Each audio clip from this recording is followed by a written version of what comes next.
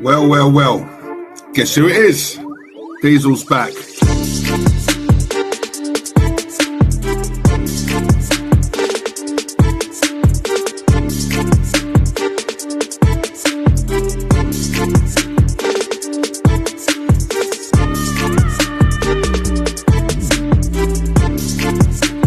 Join me, subscribe, but get the word out. Diesel's back, and he ain't going nowhere.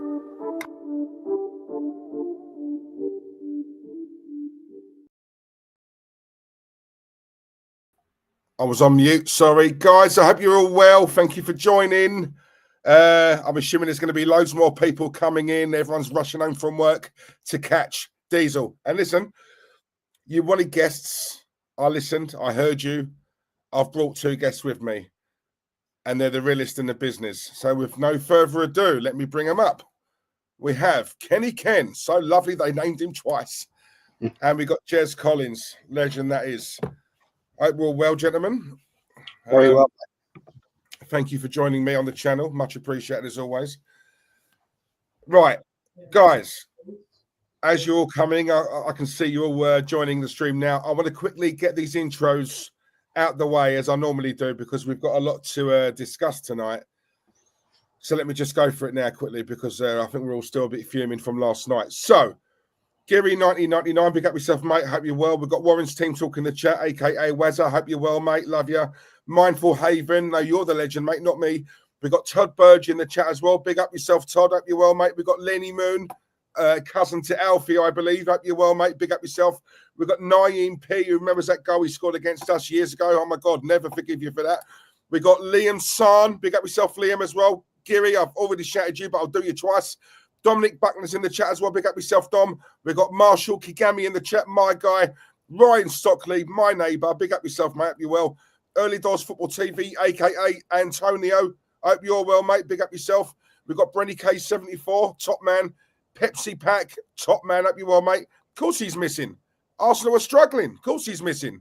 It's like all the other wrong'uns out there. Only joking, tell I love you. You know what I mean, though. We've got Gavin L in the chat as well. Big up yourself, Gav. Hope you're well, mate. Randy Viper, Tripod, my cousin. Hope you're good. Is that it? Is that it? And one last one. We've got your Encancer. Encancer? Have I said that right? Sorry if I butchered it. Apologies. Hope you're well, mate. Oh, blimey. Noel Kane's in the chat as well. Big up yourself, Noel. And that is it. That is it. Right. Wait. Jez, Kenny. Kenny, let me start with you, purely because you was at the game last night. I don't know where to start. I went for an Arsenal 1-0 win. I remember this because we was on Jez's channel last week. Yes, we're bad, but my God, I mean, that lot over there, the worst Man United side I've seen. And I honestly thought for a team who struggle to score goals, I know we do, but they really do struggle to score goals. And we were at home. So there was a little part of me that thought, set piece, we'll rough it 1-0. And oh my God, if anything, Ken, from what I saw, I know you was at the game, so you get a totally different picture to me. But from what I saw, I thought we played with 12 men because I thought that ref was blatantly an Arsenal fan. If I was a United fan, I'd have been fuming. Let's just be honest here. No Arsenal fan can moan about refs ever again, in my opinion. But from what I saw, we had 12 men. I know they went down to 10, but we had 12. And even then, we still couldn't beat this lot. Is that how it looked for you? Well, first and foremost, you've got to sort of go in chronological order. The first half, for a Man United Arsenal game, and when you think about the quality of both teams, I'm not just talking about the Ferguson, Wenger area. We're talking about George Graham Ferguson area, or even, when we had Don Howe, when Ron Atkinson was there, there was some quality football between both teams. But yesterday, that first half was an eyesore. We just couldn't wait for it to end.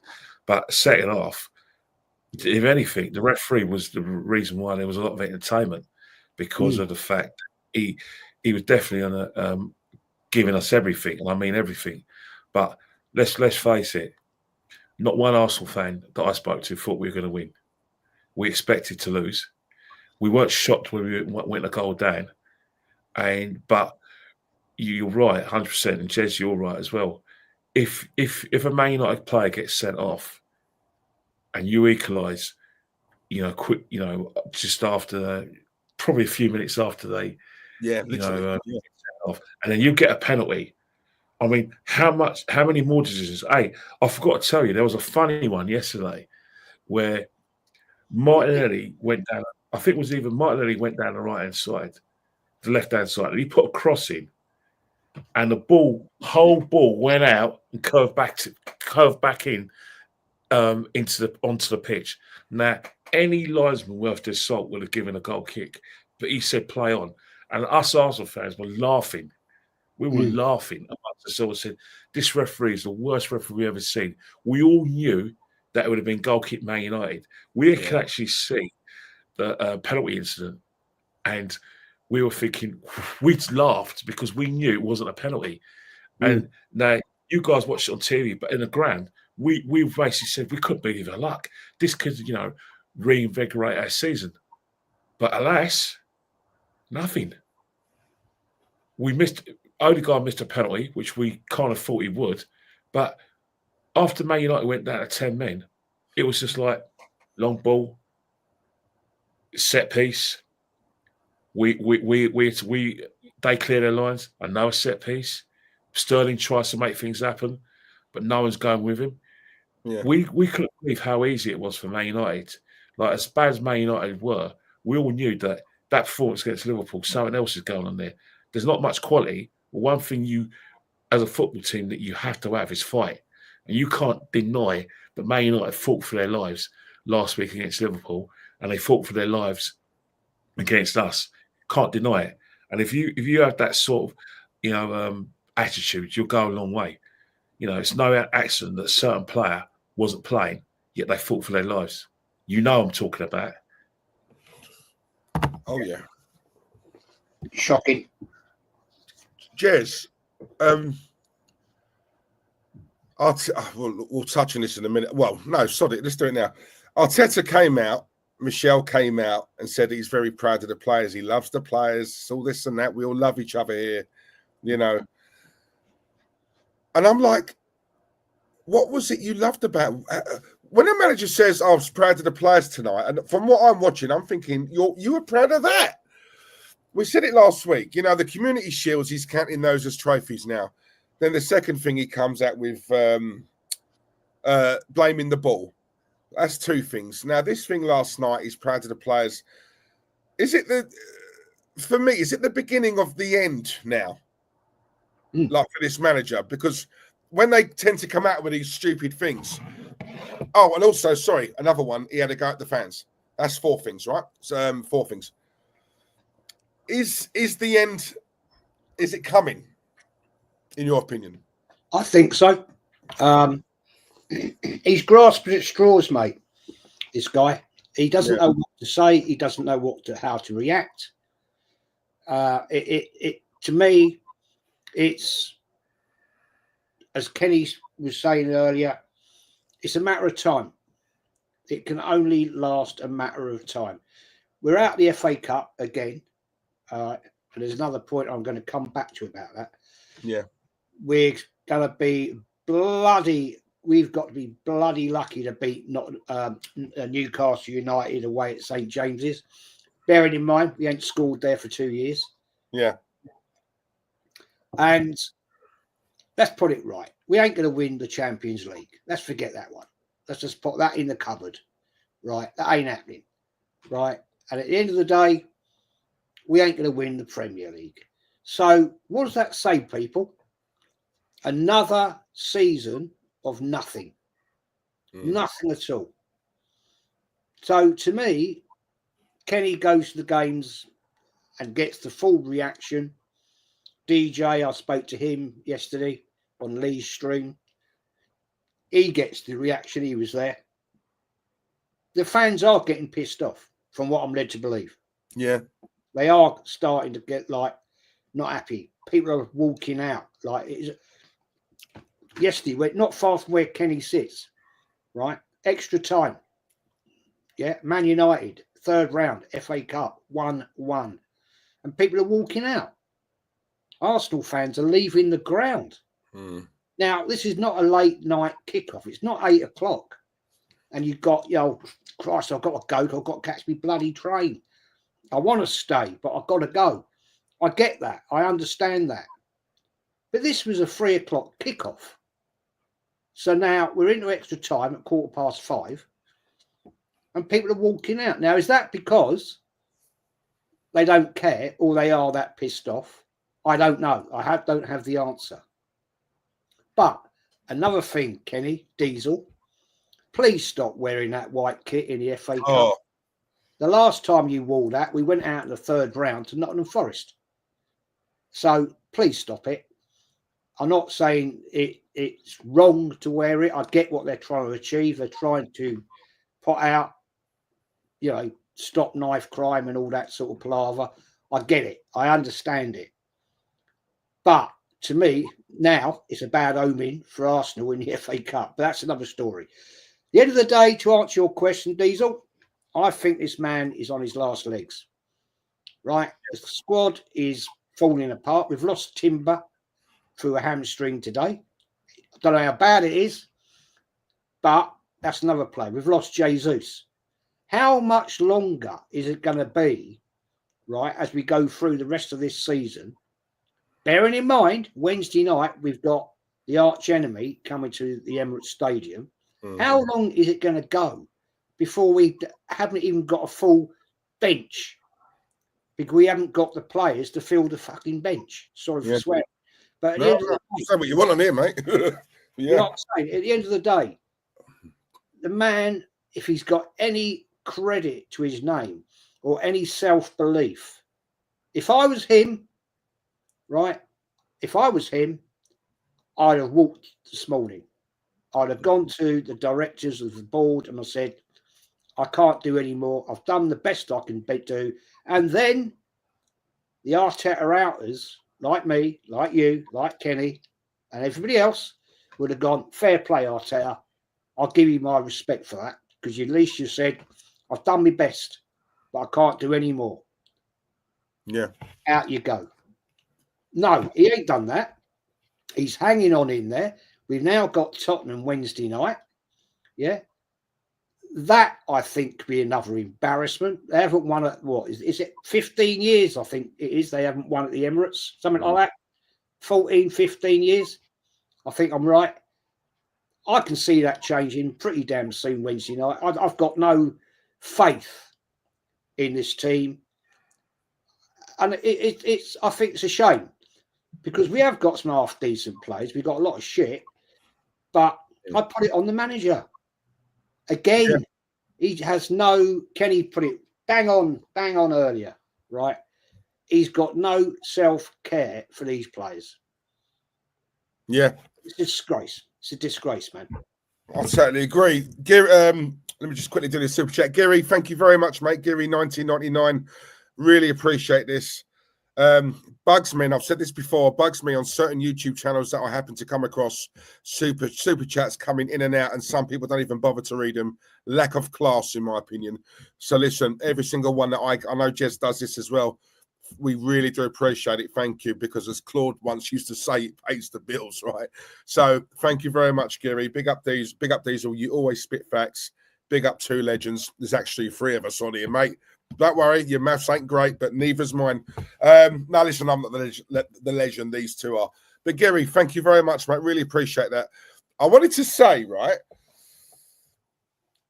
now, look, Kenny, Jez, I shouldn't have done this. I'm going to put my hands up. I shouldn't have done it, but I did. For some reason, I don't know why, I happened to go onto that other channel, purely because I just wanted to get a sense. I knew we was doing the stream tonight, and I wanted to try and get a sense of what's going on over there, because I saw a bit of that stream last night that you was on, Jez, and DJB was saying, there's a lot of infighting there in the stadium. There's a lot, and I do want to ask you, Ken, for someone who goes to every game, because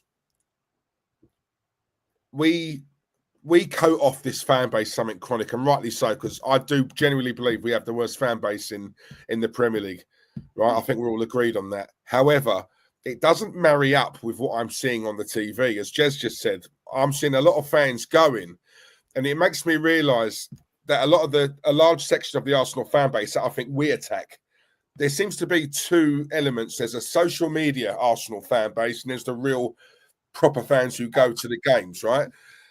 So what I'm seeing on the TV, I'm seeing that and I'm thinking, my God, I thought it was just us three and a few others who think this. But from what I'm seeing on the TV, my God, maybe our numbers are a lot bigger than what I originally thought, because I'm seeing people walking out on 70 minutes, Ken. 70 minutes, 75 minutes, and it can't be a case of I've got to go, I've got work in the morning. They're leaving in disgust, but they're leaving in their droves, right? You know, I mean, is that right? Or it is right, and I always said that the match-going fan is the ones who actually can break a manager. You know, the match-going fans are the ones who will call up TalkSport and would have a go at in defence of their opinion, and will call for managerial change. But we've seen it many times. We've seen it in a lot of clubs. You know, you've seen it with Everton managers, you've seen it with Arsenal managers, Spurs managers, but not with Unai Emery. You see it with Spurs managers. They're the ones who can break a manager. It was the match-going fans who actually got rid of Arsene Wenger. Yeah. A lot of people laughingly say that Arsene Wenger resigned. He didn't resign. He was fired because, you know, he wanted to carry on. And Kroenke said, no, we want to change. That's sacking them. You know, they gave him the dignity of, announcing it himself and saying his own goodbyes, which I thought was fair for them, not for me. I just wanted him gone. But I think with what's happening now is that you talk about the match-going fans, but it's his friends in the media are asking questions now. You go on ESPN, Craig Burley's always asking questions, and he's being listened to now. Yeah, yes. I didn't watch yesterday, but you can sense that they were saying the same thing. I've seen snippets of talk of Radio 5 with Darren Fletcher and Paul Robinson. They're asking the same sort of questions. And the theme is nothing to do with the injuries or referees. The thing that they're talking about is not just a striker. We're defensive. We're horrible to watch. Their words that he's got the defence right and he's got the goal and he's bought a lot of goalkeepers, but where's the quality striker? Where's the creativity? Those are the themes now. He can't hide behind that. They're no longer saying they're no longer, defending Arteta and said, oh, look where we were before Arteta got the job. They're now saying Arsenal had to win things. They're saying it openly. Carragher, who had us as favourites to win the title, I think not Carragher, Neville had us as favourites to win the title, has changed his mind. So is Carragher, and so is Jay Redknapp. He was very critical after the Brighton game. He was critical again when I got home after the Newcastle game of our tactics, the set pieces. So it's one of the things that not only are the media reading the room for the real fans like ourselves and the match-going fans, that's going to transpire to the club and that's going to transpire to Arteta. The only people who are not reading the room are the Arteta fans and certain members of the fan channels who, got a business reason for backing a manager. That's not listening to that. They're getting shouted down. And I'm sad to say right now, as bad as Spurs are, this is a great opportunity for them to put us out of misery. They'll never get a better chance to beat us at the Emirates. We are definitely. Because I'll tell you how the match is going to transpire. For 60 minutes, you're going to be really excited. We're going to create shot. We're going to be at the front foot. We're going to show a lot of endeavour. And people are going to think, because we had a few shots and had a few corners, that we've actually created something.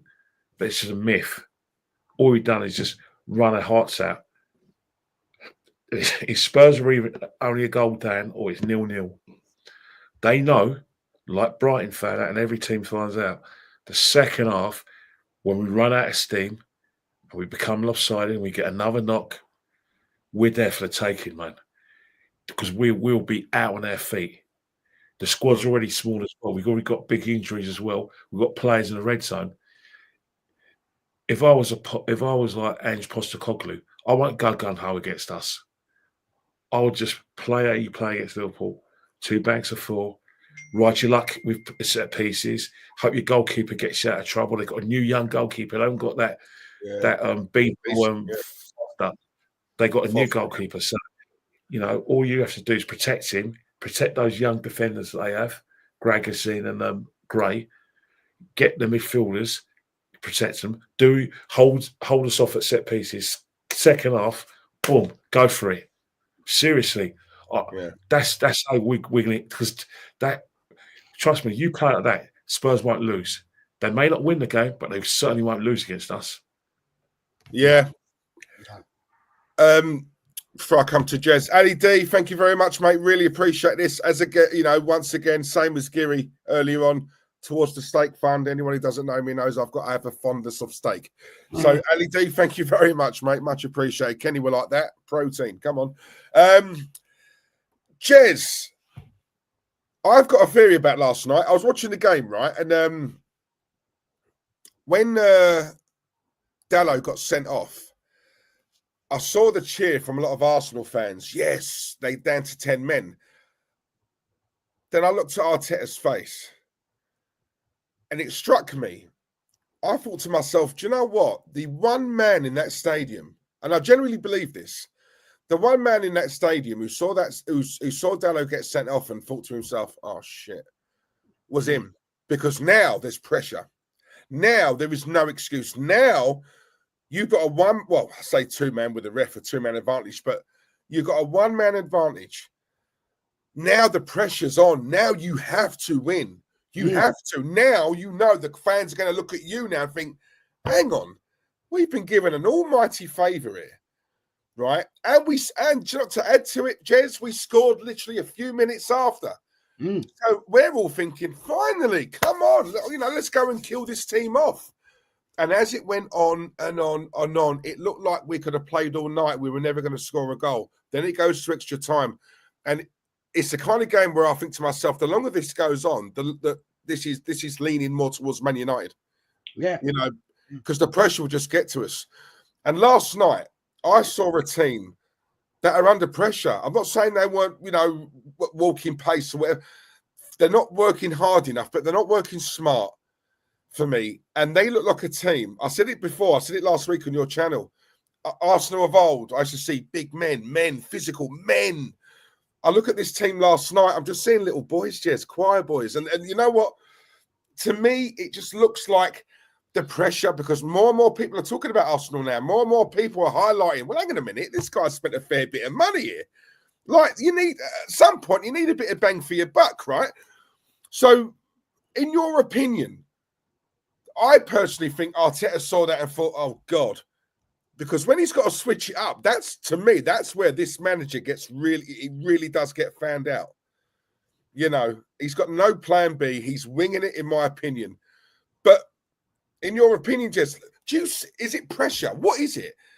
A year ago, 2 seasons ago, we were playing nice football, smashing teams 5-0, 6-0. And again, I'll come to Kenny after you. For someone who goes to the games, has there been a gradual decline in the style of play, or was it an overnight thing? Because from that to this, and we've spent money, how has it got worse? I looking at it myself, personally, if you want my real reason for that, I mean, it wasn't a sending off. Let's put it right. First of all, it was like that referee got that so wrong. Yeah, we scored.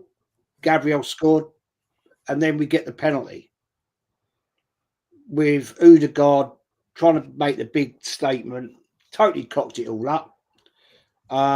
So that was more pressure on Arteta, right? You're right. When they went down, Man United went down to 10 men, right? He's like thinking, okay, he's gonna think one way or the other. Yeah. Like, we got them now. We got them. Yeah. Or, oh shit, we've got to win this game now. We've got to. Yeah. Everything's on the team. And at times I don't actually think he thinks it reflects on him. It's like the fact of, well, okay, they're down to 10 men. We've got 12, as you quite rightly said. We've got to win it. But the way we're playing, I think the players are frustrated, if you want my honest opinion. I think I don't know what he says in his pre-match or half-time talks, but we're not playing the fluid football of 2 seasons back. It's like he's, we're a Grand National winner, but he's holding the reins back. No, you can't do that. I don't want you advancing like that. I don't want you playing like that. We've just got to gradually grind this team down, grind, and go. And I honestly think he's such a bully to players that they won't fight back to him. They won't stand up and say, no, fuck off, Arteta. This is bollocks. Don't like this tactic, mate. Don't like it. You're holding me back. I want to go out there. I want to give 105%. And we are just... to me, he's frustrating the team. And the team are scared to go against him in his tactic, which I think is going to cost him. Because eventually the fans, as Kenny has said, are starting to turn. And Kenny's not the only one to tell me this. I still talk to mates that I used to go to football with. They still go. Some of them, not all of them, but they still go. And I talk to them sometimes. I mean, I had one of my old mates, Paul, ring me up after the game last night, and he said, "What a load of—" I won't say the word, but he said it's a joke.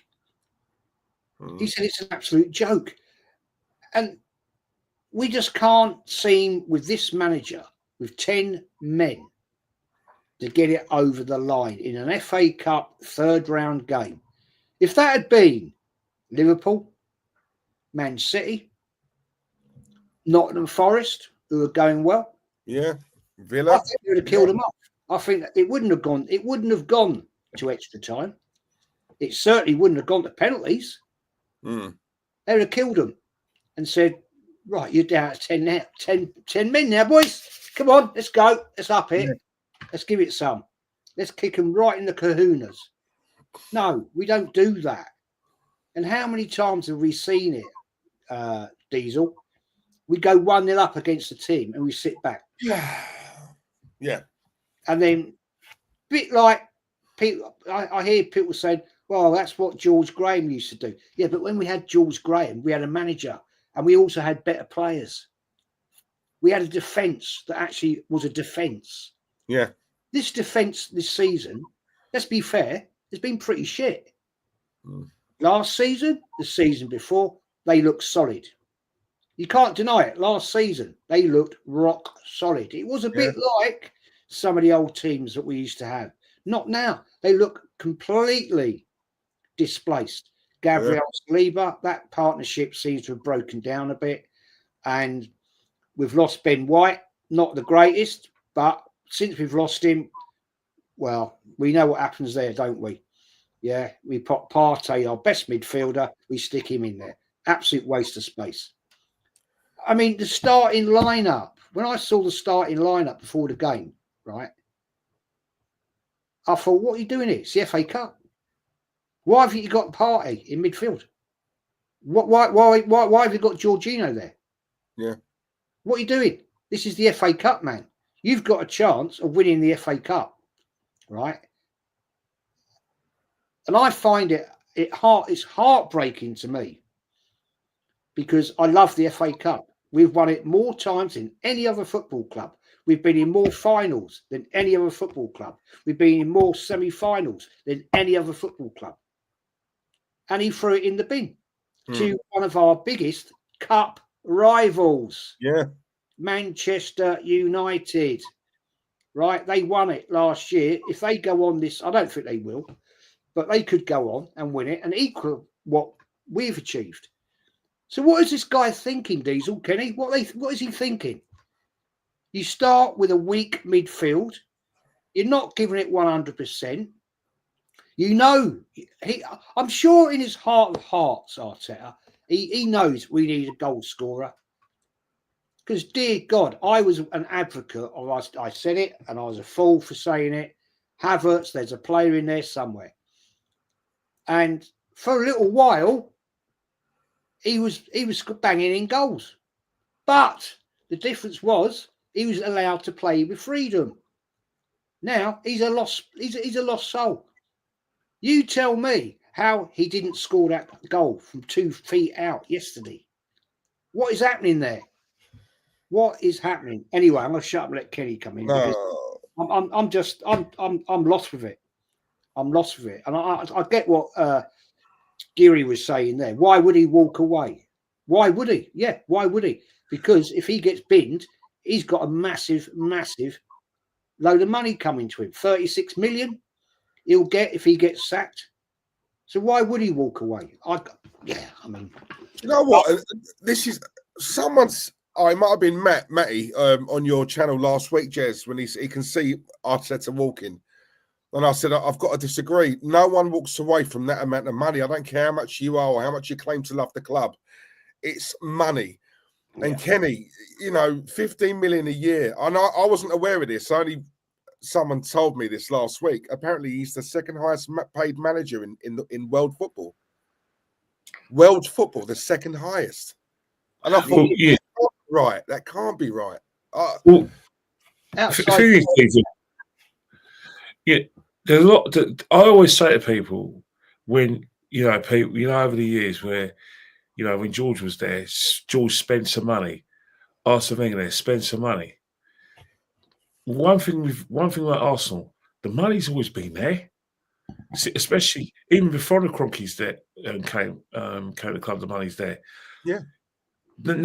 When you see Arteta getting that sort of salary, when you see us paying money on Declan Rice and other players, never say we haven't got any money. But there's just something in Arteta. I know for monetary reasons, my assertion and Matty's assertion that we do think that he'll fall on his sword. I can understand why you'll disagree with it, but there's something different happening here. He really is at a brick wall. And Arsene Wenger didn't care that he didn't hit a brick wall. Arsene Wenger stopped caring about winning trophies a long, long time when he realised he physically and financially couldn't keep up with Chelsea.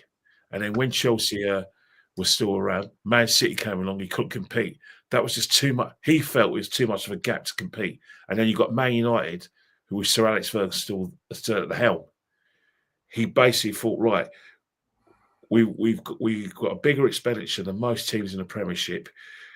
We pay bigger wages than most teams in the Premiership. The top four is our level, and that's where we're going to stay. And that's exactly what happened. He was happy with the top four because, it guaranteed big money for the club, and he was, how I say it, financially, Arsene Wenger was good for business. So that's why he got this money. Arteta's in the same sort of way, but Arteta's now giving the fans what they really want. And I always say to a lot of people, you've seen the working class people made good. Working class people made good. If they bought a house outside London, in the London-Essex border, where they got a swimming pool, 5 bedrooms, each got an ensuite, and then instead of going to local chippy, they're going to like a steakhouse in Chigwell, eating steak, a plate of steak that costs about 50 quid, and that's only the half steak.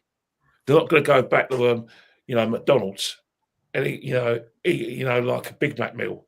They're not going to go to like the local chippy and eat have a curry sauce, mushy peas in the chips and batter, chips, and like a cod and batter.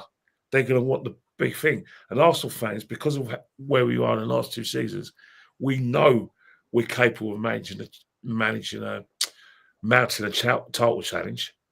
We're not going to accept top 4. We're not going to accept a season without no trophies, especially when we see Man City fall off the wayside. And then we see Liverpool come out of nowhere. And that's where Arteta's going to be in a lot of trouble. Another thing as well, he's been given complete control of the club. And I saw this with Benitez. When he was given complete control of the football club, you remember when when he bought, when Alonso left and he bought Aquilani? Oh, Alberto Aquilani, yeah. And Alberto Aquilani was meant to replace Alonso, he was injured all season. That Aquilani sword was the sword that pierced the heart of Rafa and then his stewardship at Liverpool. Well, the modern day Aquilani is Kai Havertz. Yeah. Only that Kai Havertz isn't injured, but his performances or lack of is the spear that's going to puncture Mikel Arteta's stewardship of this club. And that's why I'm convinced he's going to have to fall on his sword, because the Kai Havertz thing hasn't worked. No. And he was bought as a midfielder, by the way. That's what he was bought as. You know, and sorry to interrupt you, my friend. Go on. Do you remember the classic statement? When we brought Havertz in, Arteta stated, I quote, "I don't know where to play him." So why the hell did you buy him then? If you don't know where you're going to play him, and this is where Kenny and I and others have chatted about this, right? I used to sit here and think, oh, Edu, what a clown, what an idiot, you know, what are you doing? You know, I've come back and thought about this. I don't think it's all on Edu. I think it is mainly Arteta. I agree. He's a narcissist. He's a bully of the biggest form. And at the end of the day, it's his way or it's the highway. And he's got too much power now at Arsenal Football Club. And unless Josh Kroenke, let's be honest, he runs Arsenal. He owns Arsenal. Let's be fair. It's not his dad anymore, right? Unless he has a word in his ear and says, look, Arteta, Mikel, whatever, Michel, whatever you want to call him, you've got to go. This is not working now. And as Kenny has said quite rightly, under the Wenger era, it was the fans that got Wenger out. Because at the end of the day, the fans were voting with their feet. They were scrapping, they were arguing, and weren't going to the games. No different to Terry Neal. That's how he got out. It was the protest from Highbury up to Islington Town Hall that got him out. Because at the end of the day, the fans had enough. But give credit where credit was due to Terry Neal. He did get us to 3 cup finals on the bounce. We only won one of them, admittedly. But that is where I think Kenny has got it bang on. It will be his decision. I mean, Arteta. It will be his decision whether he stays or whether he goes. But he's such an arrogant bastard. I don't think he cares. I don't think he cares. Anyway, I'll shut up. See, look, what I want to know is, right, I've asked so many people this, and no one can really give me an answer. There's numerous things. Kai Havertz, 65 million. Let's have it right. No one else wanted him. When you've got Chelsea fans giving us pats on the back, cheers, Arsenal. Really helped us out there. Thank you. Please take him. We'll pay you. Just take him. Right? And we've had that before with Chelsea players as well. When that happens and you're paying top dollar, 65 million ain't cheap. You're paying that. Then the manager comes out and says, I don't know where to play him. Then he's playing Thomas Partey at right back, which brings me to my next point. I can so see why these youngsters are leaving this club, because I'll tell you something now. They must look at that and think, I'm a right back by trade. You're putting a midfielder at right back. I'm in the reserves and I'm doing well. What's the point? If I can't get in now, I'm never going to get in, right? No one talks about when we brought Jens Lehmann back out of retirement. Every keeper in the reserves must have looked at that and thought, what? I've got no chance here. It's them things. Do you know what I mean, Ken? It's the arrogance. It's the money being spent. It's the level of protection. Every pundit, whether it be Darren Bent or whoever, if Arsenal don't win anything this season, then questions will have to start being asked. Start. Bloody hell, mate. Fred McGuinness, he paid £1.99 to say some very lovely things about us. Very nice things about us. I'm sure your wife and your mother would be so proud of you saying some really nice things. Normally your mother would say, be nice to people. Be nice. It gets you somewhere. But Fred, you failed the test. Anyway, Fred, you're a pork chop. I'm bored of you now. Don't need to talk to you. Let's talk about football. Anyway, That makes me laugh though. Like he could just paid put for it it. in the He paid comment. for it. He's actually paid for it. Yeah. yes, Fred, he paid. do it I again, don't call know. us something else. You know the money you paid for that super chat, you could easily have got a scratch card of that, or even probably put another 50p on that, and went for the Euro Millions. I mean, Jesus Christ, you could have changed your life with that £2 instead of wasting it to slag us all off. But hey, Diesel, that money that he's paid you can probably go and get the Euro Millions, and you better well say, see you, Fred. Yeah, do you know what I mean? What a But muppet. Talking about you talk about right backs. Last season, he got away with it because we paid a Ralph of left backs who weren't even left backs. We were playing centre halves at left back. You know what I mean? Yeah. Centre halves at left back. And so you're saying that left backs like Lewis Skelly, they probably had the same sort of thing thinking, hang on here. Not only Kieran Tierney's going to be upset that I'm not getting a game. I can't get a game. If Kieran Tierney can't get a game, Shevchenko can't get a game, I'll be upset because there were times when he was playing Tommy Asu, and there's another time he played Kivior. So it's not. But the reason why there was no kind of like candor, there was no sort of questions being asked, is because we got close to. We had a very good end of the last season. So no one was complaining, but the fact is that we're now seeing last season paper over the cracks. It really did. Short term, Havertz looked like a good buy. Declan Rice looked like a good buy. Kivior looked half deep, looked useful, and Odegaard looked like a top class creative player.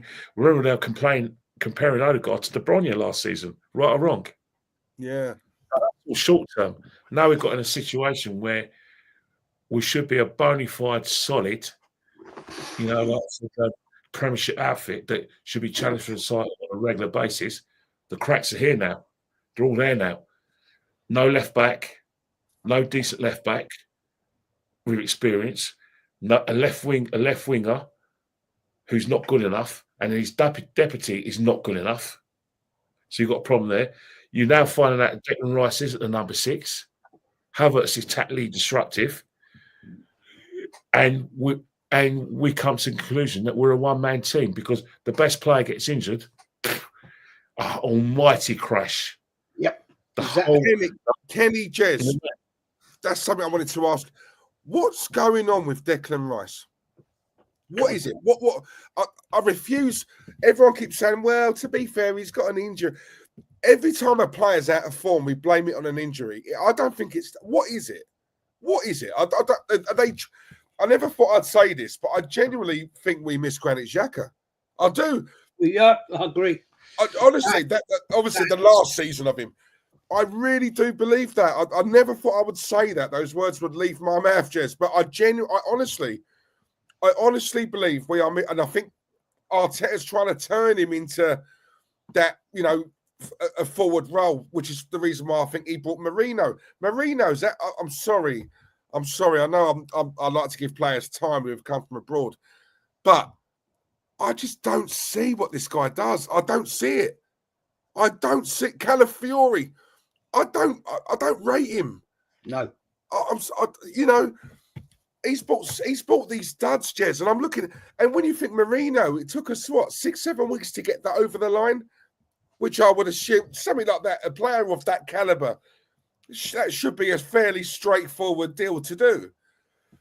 And just going back to your point, Jez, I think you're right. I'm sitting here now and I'm listening to you and I'm thinking about it. And I'm thinking to myself, do you know what? It's got shades of when Arsene Wenger was here, because these players are probably thinking, we are playing out of our skin, like season in, season out. The last 2 seasons, we've come runners up to Man City. We're looking around thinking, we need help. We need some players here. And as a player, do you know, like the Salibas who are getting linked with Real Madrid all the time and players like that, sure, I reckon they must be looking around thinking, oh, here we go, another transfer window and we've done fuck all. we're getting injuries left, right, and centre, and still the manager. Because I think I'm right in saying when a new signing comes through the door, it gives that little change, the change room a bit of a lift. It's so and so's coming in, or someone new, someone to, especially if it's got a quality player. These players are being flogged to death.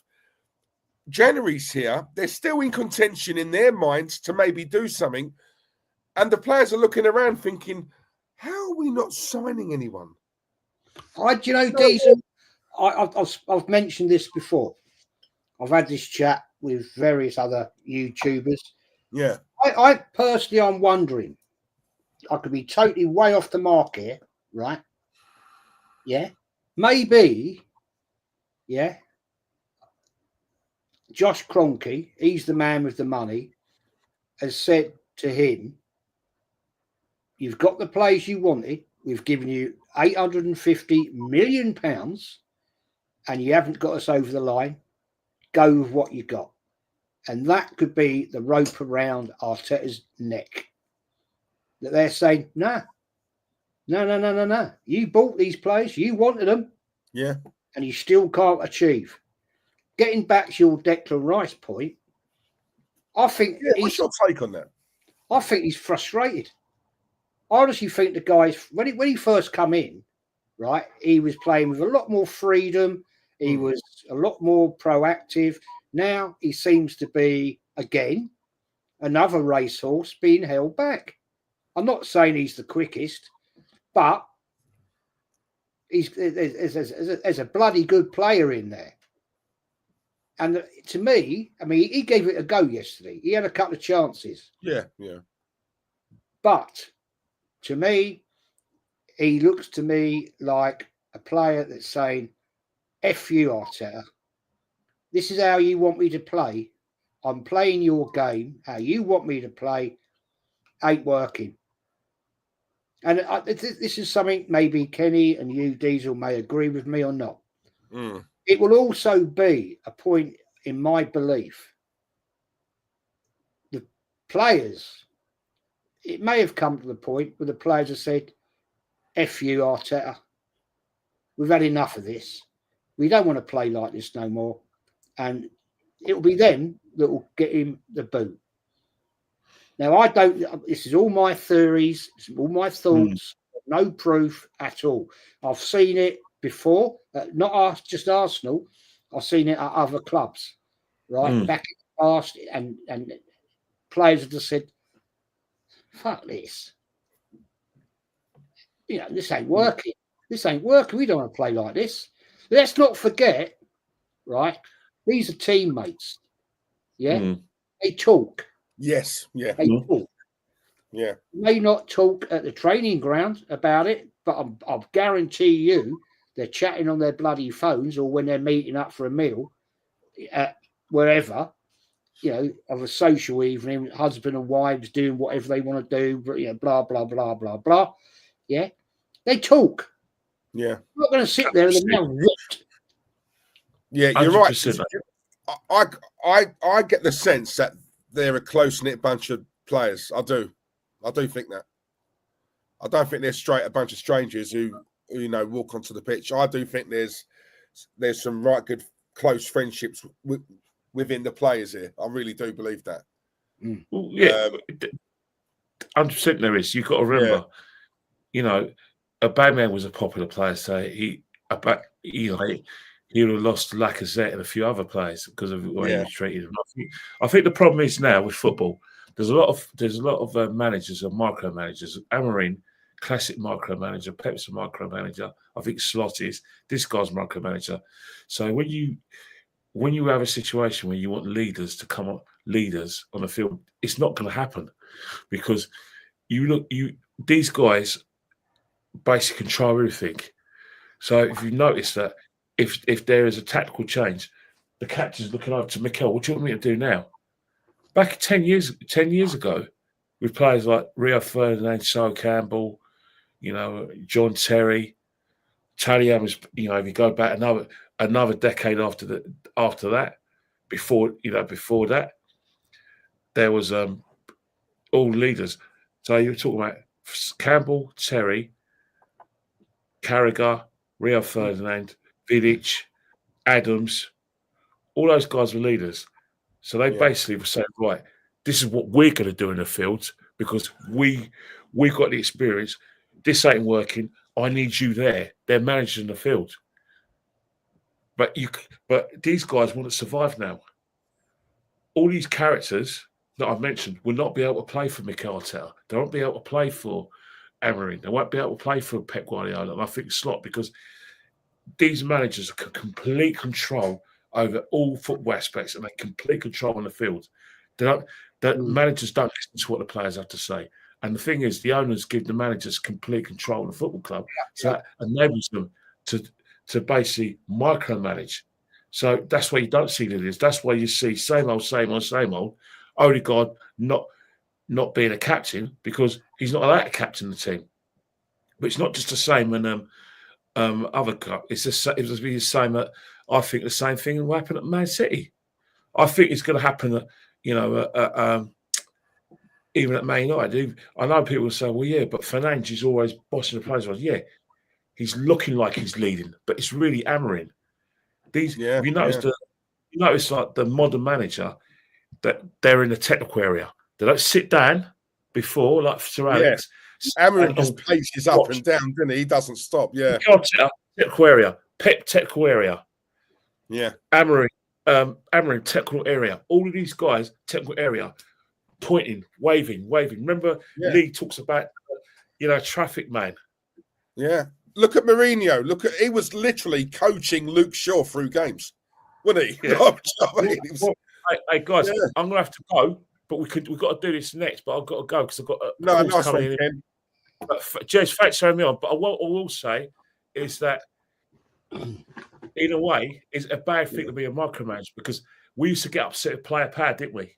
So we can't have it both ways. Yeah, True. That is true, mate. You guys soon. I'll see you later. Cheers, Ken. Love you, mate. Later on. Kenny. Diesel.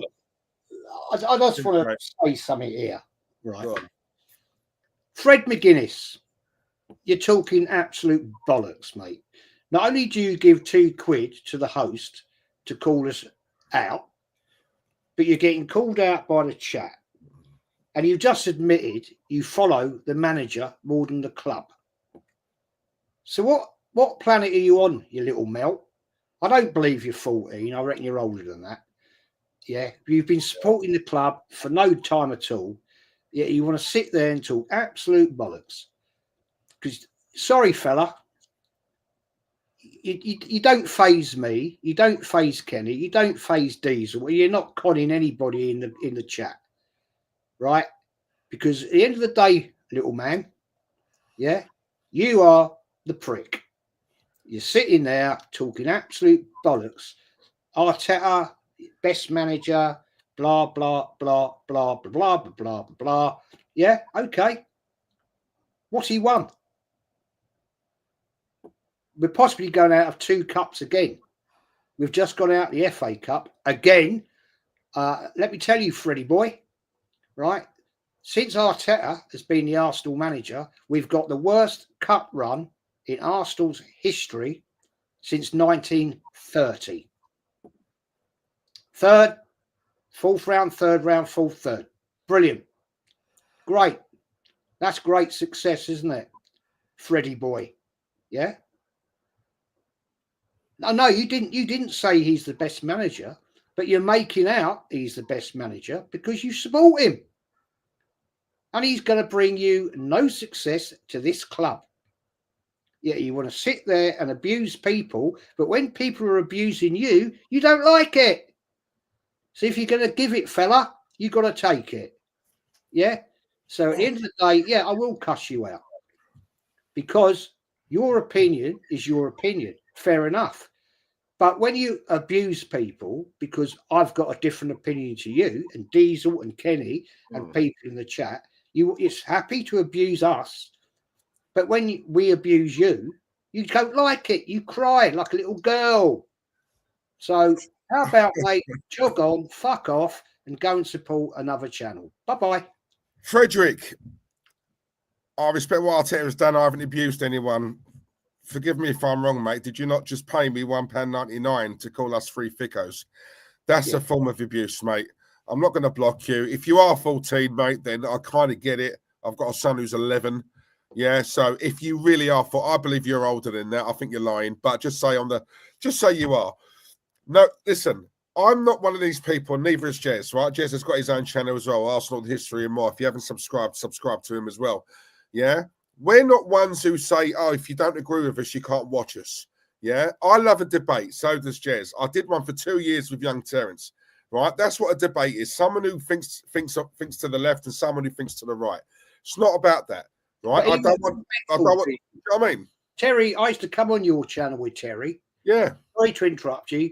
No, go on. Yeah, you did. Yeah. We used to have a debate, but it was respectful. Yeah. We didn't cuss each other. We didn't call each other all kinds of stuff. Right.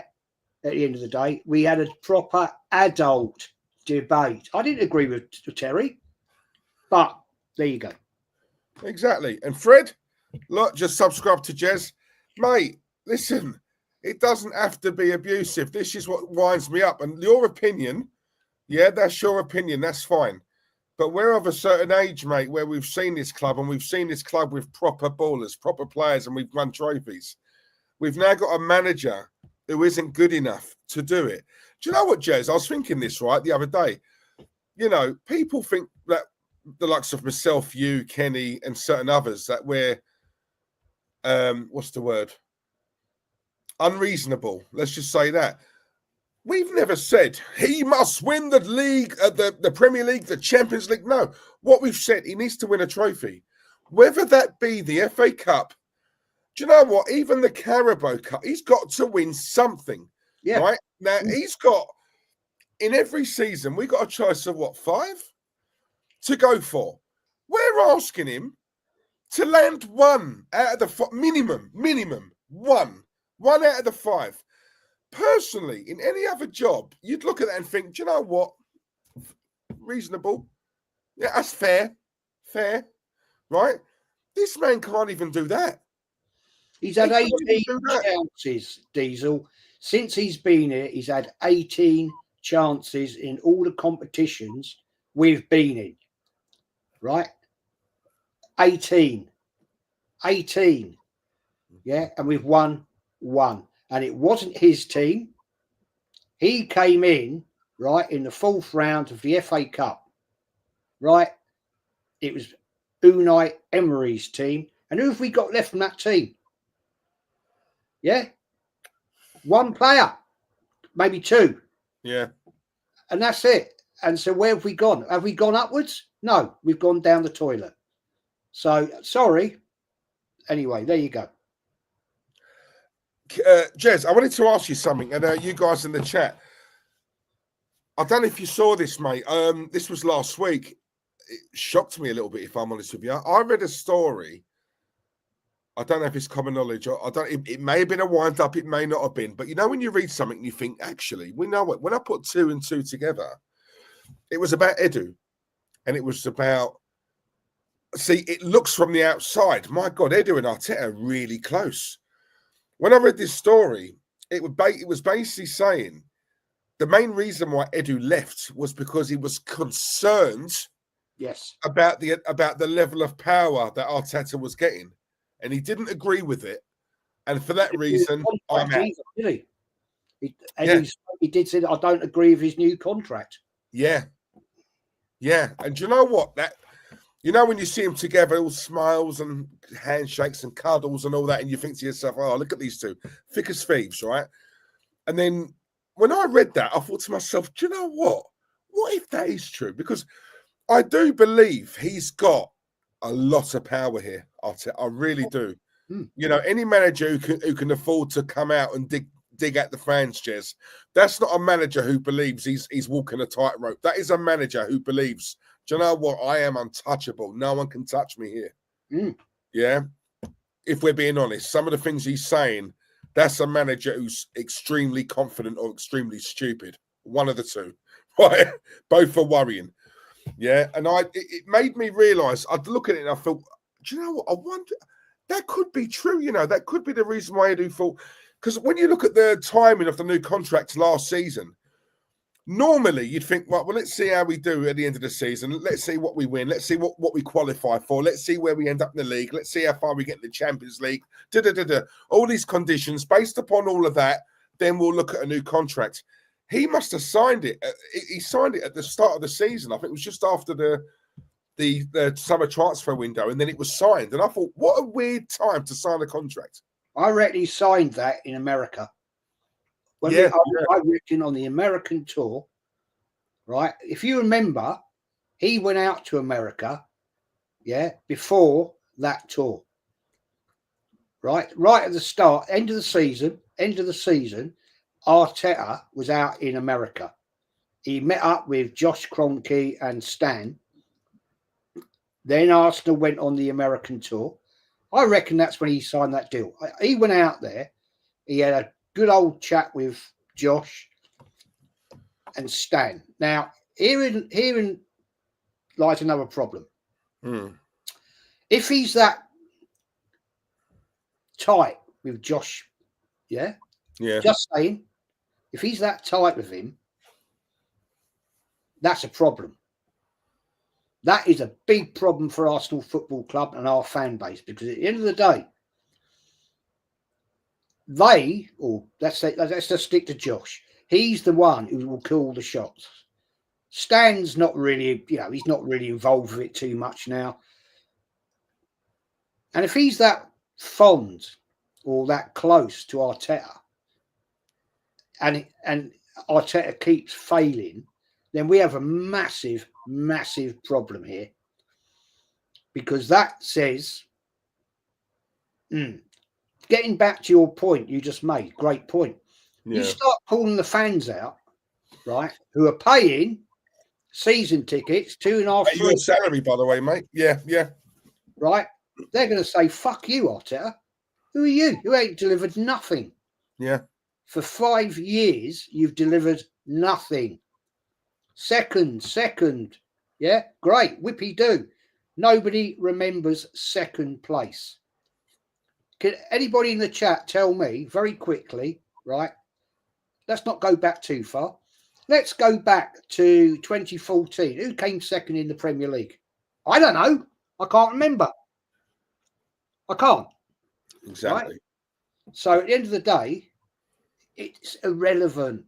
But the problem we've got, Diesel, and I'm sure the chat will have a say about this one, all the time, he's got this power with the club, and Josh Kroenke is backing him. We have an issue. So it will be, Diesel, it will be the fans and the players, partly, maybe, that get him out. You cuss off your fan base, right, and they don't start turning up to games, and the revenue starts to dip like that, and the accountants are looking at it and going, what the fuck is happening here? What the fuck? We didn't sell 10,000 burgers on Saturday. We didn't sell 20,000 pints. We didn't sell, the club shop's gone down a little bit. People ain't in there, right? So what's going on here, boys? Okay, let's have a look next week. Next home game. Christ, look at this. It's dropped even more. The hot dogs have gone right down the pan. Steak sandwiches at 27 quid. Oh, Jesus Christ, didn't sell many of them. Yeah, that is when it's going to hurt the Conky's pocket. Yeah. Right? And that is when the fans are going to say, fuck you, Arsenal. It's money, Jez. You know what it is? I think, like, for me, Arsenal has always been expensive to go to, right? However, and I always make a point of this on the channel, and I make no excuse for keep repeating myself, we're in a day and age now where I keep saying it, times are tough, probably the toughest it's ever been. Money's scarce. You had that saying come out over COVID, it's you either eat or you heat, put the heat on. It's one of the two. You can't do both anymore. And yet people still find a way, God knows how, but they still find a way to get their tickets, the season tickets, etc. It's got to a point now.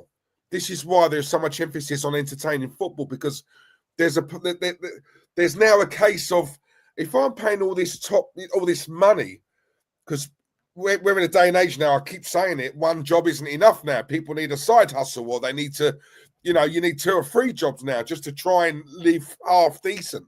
Get by. So if I'm doing all this and I'm working all the hours that God sends, and obviously my family are going without in order for me to get that season ticket, my God, I'm going to get my money's worth.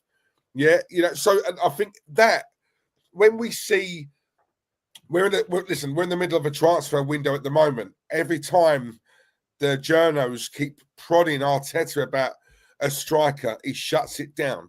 I don't think we're going to buy anyone. No. Even with these two new injuries we've got, he will try and make do. Yeah, it's as simple as that. And when I watched that other channel the other night, and I'm seeing Ty and that Belgium geezer, and I'm looking at that and Julian, and I hate saying their names, Jez. I really do, because the last thing I want to do is divert traffic over there. But I look at these idiots, and I just look, and these fans are the reason why we're here. These fans, these absolute scumbags, when you listen to what they say, they don't care what they're served up, Jez. It doesn't matter. They just, I'm going to the Emirates. I'm going to the Emirates. Wow, I'm going to watch a match. That's it. They don't care about trophies. I see Robbie's style is so different. When he's interviewing Belgium and Thai, he talks a bit more like how we do. Yet when he talks to someone like Turkish, Robbie turns into an absolute dickhead. And it's such a game. It's such a character. I see it. I'm not stupid. I know you. Same with you, Jez. You see it. But my fear is there are so many fans like these lot. We're scarce, but them over there, they're 10 a penny. You know what I mean? And there's part of me thinking, I hope you deserve what you're seeing. You deserve it because you're the one funding it. You're the one going to, dressed head to toe in the latest merch and all this. And I just look at it, Jez, and I just think to myself, how, this manager, he's done nothing to Wenger. I get it. Wenger, I get it. That protection he had, because you look at what he's done. People live in the past, but at least he's done something to warrant some level of protection. This manager, when you look at the money spent, I mean, Fred in the chat, again, no disrespect to him, but again, he's another one of them fans where back the manager. Marlon, love Marlon, but again, back the manager, back. He's been backed. People say this like, oh, lay off him. 5 years. He's spent loads of money. You couldn't back him anymore if you wanted to, Jez. He's had backing. He's had lots of it. What more? Piers Morgan said it and Simon Jordan. There comes a point where you got to think, right, you've had this, you've had that, you asked for that, and you got it. You asked for this, you got it. You asked for that, you got it. Now, where are the trophies? You have to ask the question. It can't be a 10-year, 20, 30-year project. How long is it before you accept failure? That's the question. And I did a show on this end of season last season. How long before you accept failure? In any normal walk of life, right? Whether it's football, whether it's your job, whether it's a relationship, you have to sometimes say enough is enough. Right? I've done it in business where I've had to say to people when I had my own company, sorry, mate, you've got to go. It's not nice. I didn't like doing it, knowing I'm getting rid of somebody who's got a wife and a couple of kids. But when you're not performing, you're turning up late all the time to work. Your standard of work is dropping, causing money, costing me money, my business money. You have to turn around and say, sorry, mate, you've got to go. I've warned you. I've told you. And this is no different in football or rugby, cricket, whatever you want to say. At the end of the day, he's failing. It's broken, right? And you have to sometimes say enough is enough. I get it, Fred. I get it, right? You've never seen Arsenal win the league. I understand that. I do understand that. And hopefully, hopefully you will one day. I'd love you to see what winning the league means. You've seen Arsenal win FA Cups. It's brilliant. It's fantastic. But when you win the league, it says one statement. We are the best. Yeah. We are. Nobody could touch us this season. We went out and we beat them. Doesn't mean you won every game, but you beat them. And so you can go out there with your head held high and go, F you, F you, F you, F you, whatever football team. We are the best. So at the end of the day, at what point do you say enough is enough? You've been given all the money, all the support you wanted, but you failed. Right? It's time, as the great man once said, it's time to go.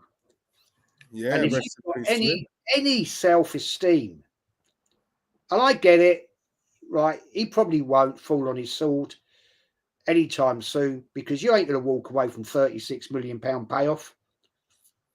That's what he's going to get. Yeah. So you're not going to walk. I wouldn't, but I would do something. And I would come out and say to the fans, it's not working. It's broken. I'm trying my best. I'm trying my best. And a lot of it is my fault. At least then you've given yourself some credence. And the fans might turn around and say, fair enough, mate. At least you've admitted your guilt. At least you've admitted it. You've got it wrong. And I might be one of them. They'll turn around and go, all right, okay, at least you've been honest about it, mate. Give it a go. But no, because what I don't like Diesel is his arrogance of, I'm right. Yeah. I'm correct. Everybody else is wrong. It's not my fault. I've got injuries. Well, that's a total different subject. The ball's different, you know. The ball's fucking different. Get out of it. I mean, at the end of the day, you have to blame the manager. Right now, I'm sitting here, right now, you have to blame him for these injuries. Because at the end of the day, he's broken players. Saka, that. He created, Diesel, a one-man team. Everything played through Saka, right? It's always going through midfield, straight out to the right. Go and look at the stats. Anybody who doesn't believe me, go and look at the bloody stats. Right? It's always down to Saka. He broke him. He was playing with an injury and eventually it all went tits up. He did it with Jurien Timber, first game of the season last year, pulled up, right? Holding his knee, goes in at half time, sends him back out. 3 minutes later, he's done. You won't see him for the rest of the ACL. See you later. Right? Saka, hamstring, grade 3, bad injury. Had to have surgery. He may never come back the same player again. No. Fact.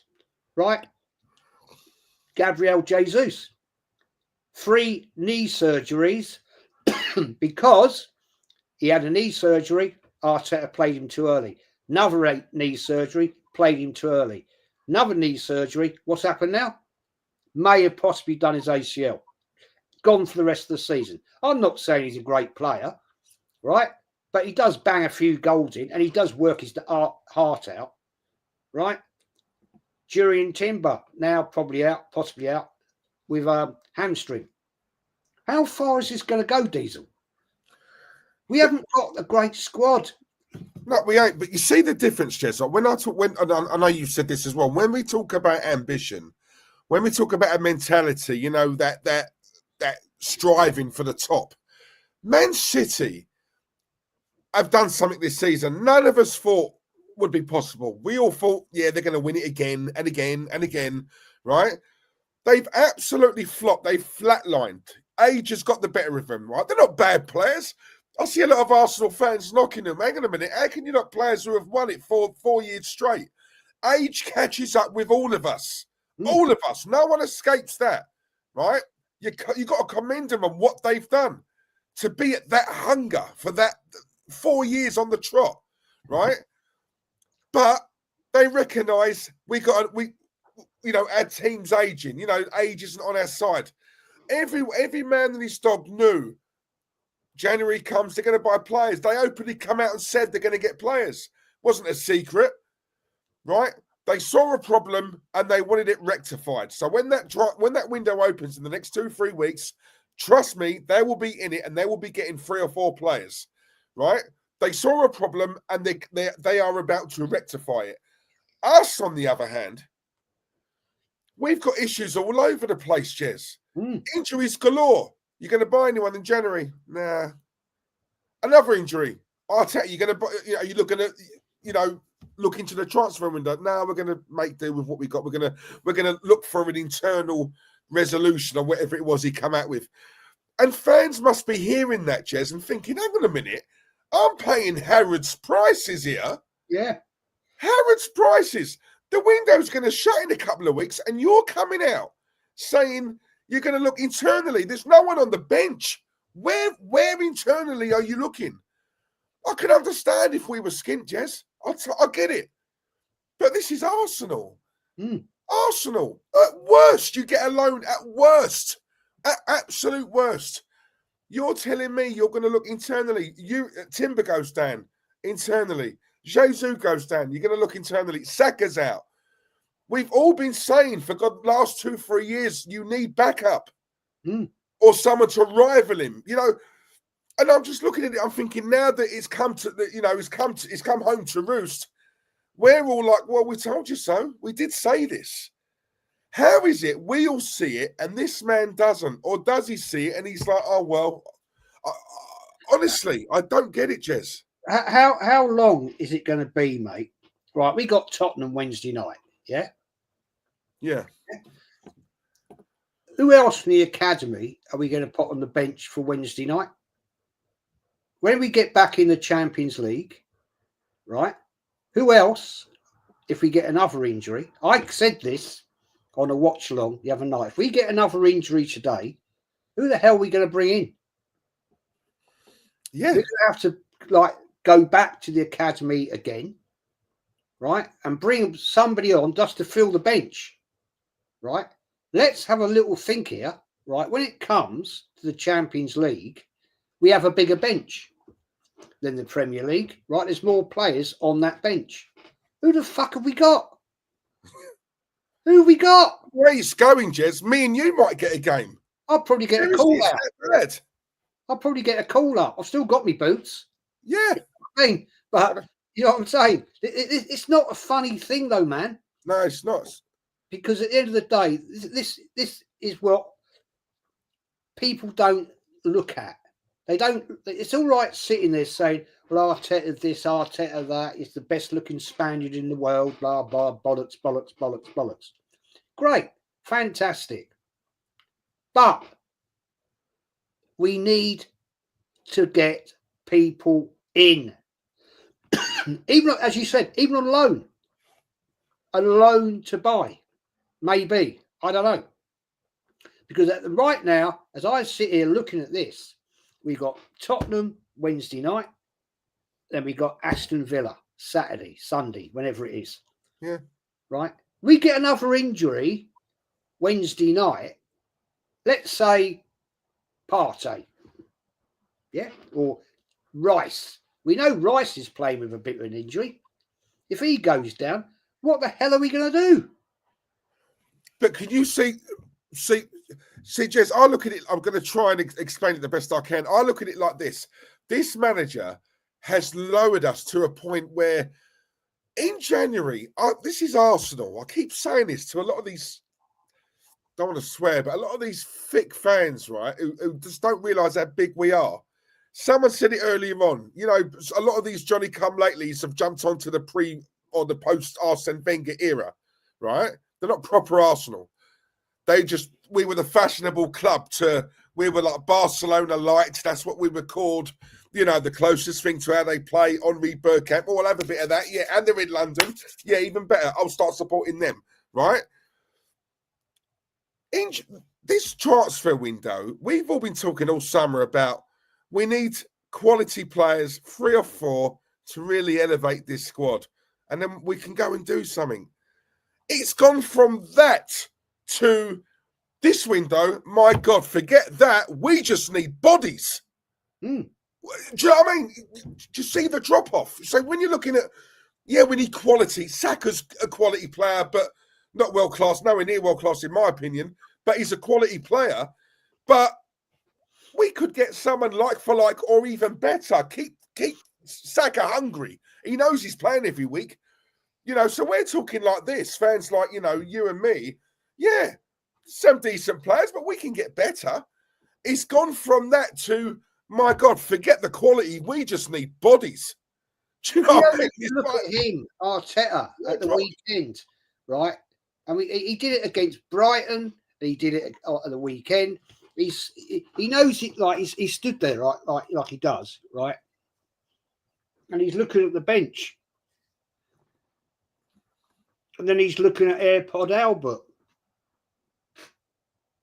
and the set piece coach. And they go, and AirPod Albert is like, I don't know. Yeah. And he's like, And that's his fucking fault. Yeah. You think, right, back in Wenger, you know, in the end, I was a Wenger out. Towards the end, 2016 onwards, when I gave up, that's when I gave up my season ticket. Right, I'd had enough. I couldn't be asked to travel up there anymore. Yeah. I was done. But at least when you looked at the benches we had then, we had players that could compete with players on the first team pick. We ain't got that. No, we haven't got that. You know, I'm sorry, Enweri, great player. Injured. He's another one. He's another one. Yeah. Lewis Skelly, great young player. Will be, I think, a great talent. Right? How long's it going to be before he gets burnt out? Yeah. He's 17, for fuck's sake. Right? You know, not that they're great players. Tomiyasu, Jez, he's out. Ben White, he's out. Calafiori, he's out. We're talking about players who were rarely injured before. They come here and it's like they're just dropping like flies. And these are never, this is the thing with Arsenal. We never get injuries where, no, it's only a week, he'll be out. 2 weeks at the tops. 2 weeks tops, he'll be back. These are long term. These are injuries where we're told, yeah, a few weeks, and then a few weeks turns into a month, then a month and a half, and so on and so forth. And, you know, and even then, Man City are in I keep saying it, they're in a bad run of form, Jez. They rectify it by going out and, you know, getting some, you know, some fresh blood, right? They need legs, right? They're going out to get legs, you know, half-decent players. Whereas I'm looking at us, and this is where you made a point earlier on, I think you're bang on. The players are frustrated because they must be looking at all their mates getting injured thinking, is it got to be me going down next for this manager to think, maybe we should buy someone, maybe we should enter the market and get a couple? Because if I was a player, just I'm thinking, blimey, we've ran Man City close for the past 2 seasons. We put everything, every bit of blood, sweat and tears into those 2 seasons, and we just come up short, right? And there comes a point where, you know, even if you drop, I've always said this about Ozil. When he won the World Cup, Jez, it was like I've done the ultimate. I've won the biggest thing there is to win in football. You're subconscious. You do lose that little bit of. You lose the ambition. I've climbed the mountain, Jez. I've done it. Do you get what I mean? The thing is, it's the other side of the coin, if you like, right? Yeah. You have to laugh, really, because if you don't laugh, you'd fucking cry, to be honest with you. But what we are doing here, this man created a one-man team, Saka. That's it. He's gone. He's now stuffed himself because he's lost his star boy. You called it. I called it. Kenny called it. Lee called it. Oregon Dow called it. So many people called it, right? is a one-man team. He created it, and he's lost it. So now he doesn't know what to do. He's panicking, and you've only got to look at him now. He doesn't know what to do. He's got his basic 11. They start, they go out. It's not working. It's breaking it down, right? And he's like, what the fuck am I going to do now? Yeah. Now, Manchester City, right? Yeah, 115 charges against them. Talk about corruption, blah, blah, blah, blah, blah, blah, blah, blah, blah, all them stories, right? Yeah. How the fuck are they going out there then and buying players? How are they doing it? They've got money. So have Arsenal Football Club got money. We're not skint. We've got money. Yeah. I mean, we spent more than they have. We fell for the lies of Wenger. Oh, we can't buy. We've got bought this stadium. Da da da da da da. Self-sustaining model and all that bullshit. rubbish. Yeah. That was pure bullshit. At the end of the day, Arsenal Football Club are a massive business, and that was a pure lie from Wenger, because we had a mortgage, £25 million a year. Right? Yeah, it's a big mortgage, but when the club's raking in £250 million a year, go back and look at the stats and facts. Go on Company's House. It's free. Anybody can do it. Don't cost you a bean. Go and look today what money Arsenal have got. They've got over £400 million in two reserve accounts. Yeah. 400 million in reserve account. Operation account, 200 million. What you're telling me we're skint? And that is without any cash injection from the Cronkies. The Cronkies have never, the only thing the Cronkies have ever done, cash injection into the club, was to pay the stadium off. They haven't got their fucking wallet out, right, and gone, there you go, Arteta, there's £1 million, 100 million, there's 100 million. Don't work like that. They own it. They're the stakeholders, right, along with the director who's got a part stake ownership. They haven't put their own back pocket money in. No. It's what you people that go to the ground, spend your money, buy your shirts, buy your merch, buy all your steak sandwiches, do this, do that, whatever, right? That's the money that they have got in those reserve accounts. So don't try and fall for it. Please, people, don't fall for it that Arsenal was skint. They're not skint. They're not. No, they're not skint. And we're in terms of PSR, we're actually looking really healthy. You know, listen, people watching at home, you know, fans like Fred, yes, big up to apologise, mate, because it does take a man to do that. Yeah, so I knew you'd see it our way in the end. Sometimes I could just swear and go off on you, Fred, but there are fans like you who might watch us. There might be one or two who'll watch this and think, do you know what? I never looked at it like that. Fair play, you know, because education, you have to look at it. You know, the man's not just got here. He's been here 5 years. He spent a whole lot of money. He's been allowed to buy what and who he wants, right? Very rare you get a manager at a top club who hasn't won anything and been there for 5 years and not even a hint of pressure. Yes, certain fans are starting to turn now, right? Of course they are. They are. But I still think he's got this level of protection, Jez. For him to go, or for him to get sacked, or for him to walk, it's got, for me, if there's any chance of that happening, it's got to get a whole lot worse than this. Like, a whole lot worse, to a point where even the biggest Arteta lovers are now looking, hang on. Let me just ask you this. I've got to pop to the loop, but I know you've got a super chat to do. Yeah. Let me ask this question and the chat. If we lose against Tottenham Wednesday night, if we lose to Tottenham, what do you think is going to happen? And I'll be back in 2 minutes. Cool. Oregon Goon, thank you very much, mate. Sorry, I had it up there for a while, but you know what it's like when we get into it. We just chat.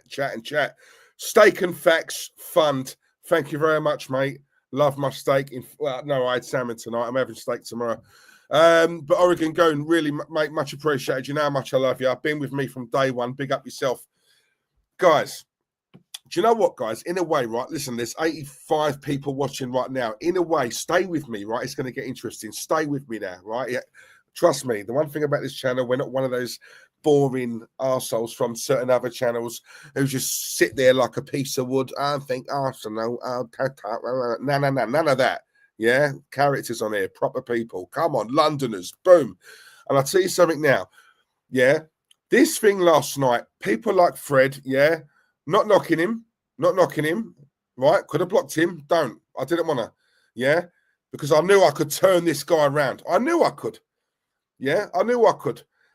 Because people have to realise you can't follow them. As Kenny always says, the club is the star, not the manager. And we've got too many fans who follow the manager first and follow the club second. We've got too many fans who follow players rather than the club. Arsenal will always remain. Yeah, it's always about the club. It's all about trophies, guys. We've not been unreasonable. We've not said it's not like he got here 2 months ago and he's got to win every single game. No, he's been given so much backing. He's been given so much financial backing. Every player he's wanted, he's been able to get. All these players that he's signed are under his watch. Yeah, you know, like certain other clubs. Oh, the manager says, I want that player, and the club, the sporting director, will no, I'm giving you him instead. It's never been like that. Arteta gets what he wants. Emery, who, by the way, pisses over this guy in every sense of management, yeah, wanted certain players, and he couldn't get them, and they gave him, you know, something else, right? Arteta's not had that. Arteta's not had that. He's had everything he's ever wanted. And he spent a lot of money. We talk about Man City. He spent more than Man City. More. Right? More. Arsenal have always been known as the Bank of England club. What? You think we got that name by accident? No. We got the name because we are a rich, wealthy club. Always have been. Always have been. Right? We're playing Spurs next. Jez, I know we said it before. I know this is where we disagree a little bit, maybe, because I just don't look at... I know... rivals, yes, we both share North London, but for me, they've never been a rival to. Well, saying that, we've dropped so far now. Maybe they are. Growing up, Tottenham were just an afterthought. Dennis Bergkamp famously come out and said, "Well, it's just another game to us. It's Tottenham, they're, you know." And this is what I'm saying. Where's we've fallen? We're now looked at, and do you know what? All these Arsenal fans used to coat off Pochettino. Right, always being the nearly man, the bridesmaid, never the bride. You're now seeing this with this manager. You are now seeing it with Arteta. Because I'll tell you something, they're both very, very similar. When you think about it, they're both very similar. Very similar. However, Arteta's had more money to spend than Poch did. So if anything, it's worse. You know what I'm saying?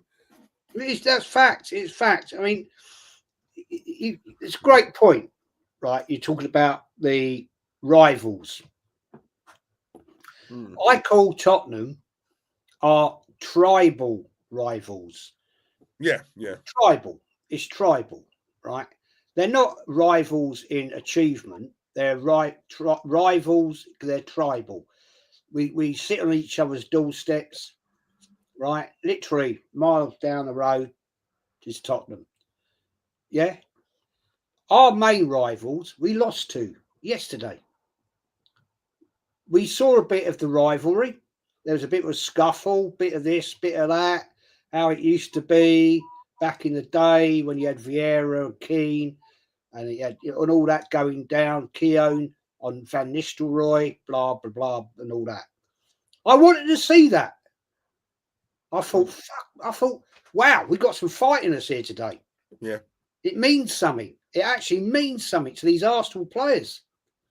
Now, I'm not going to say it's a good thing, but it shows they got some passion.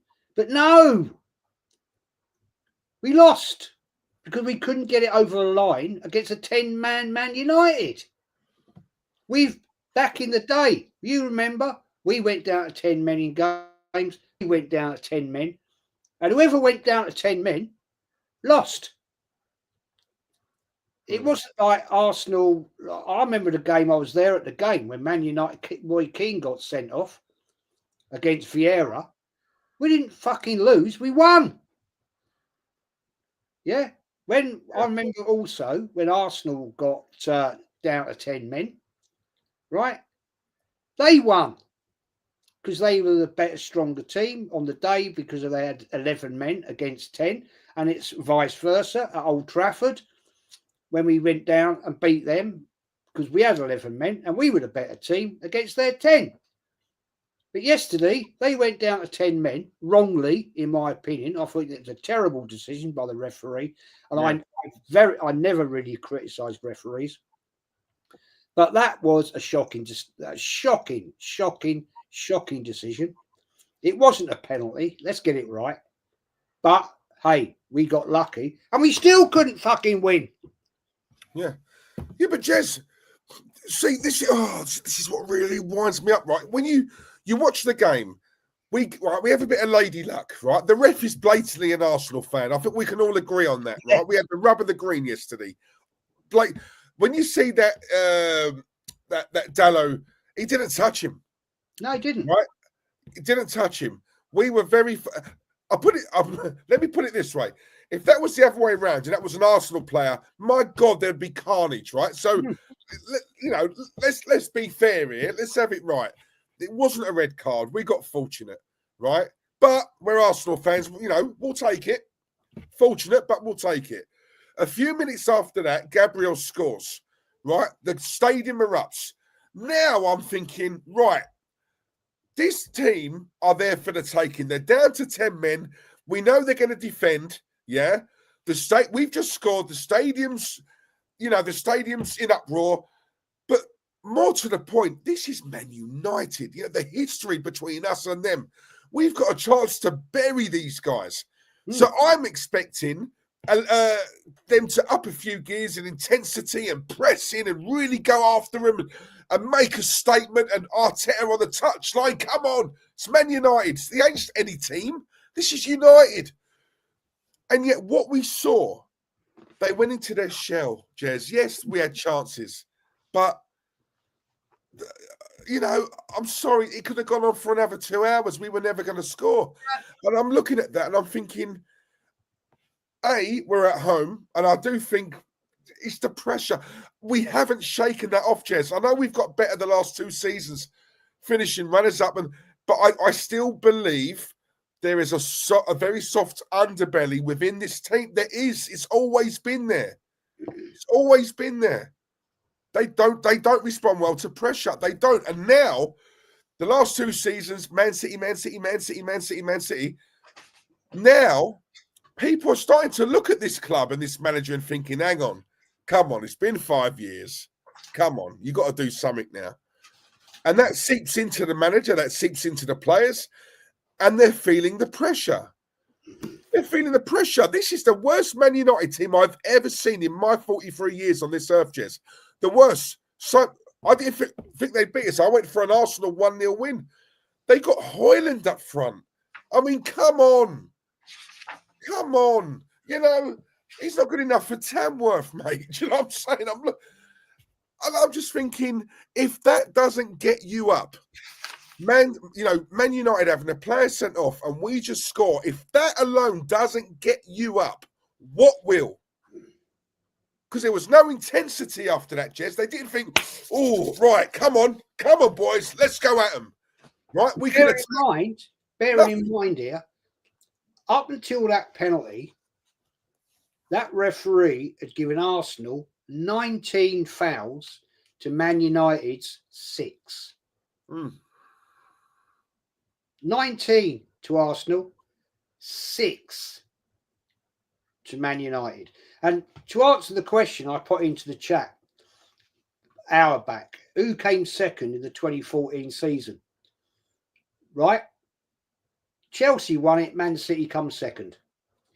Do anybody remember Man City coming second? Exactly. Do anybody remember that? Arsenal came third. But nobody remembers Man City or Arsenal second, third.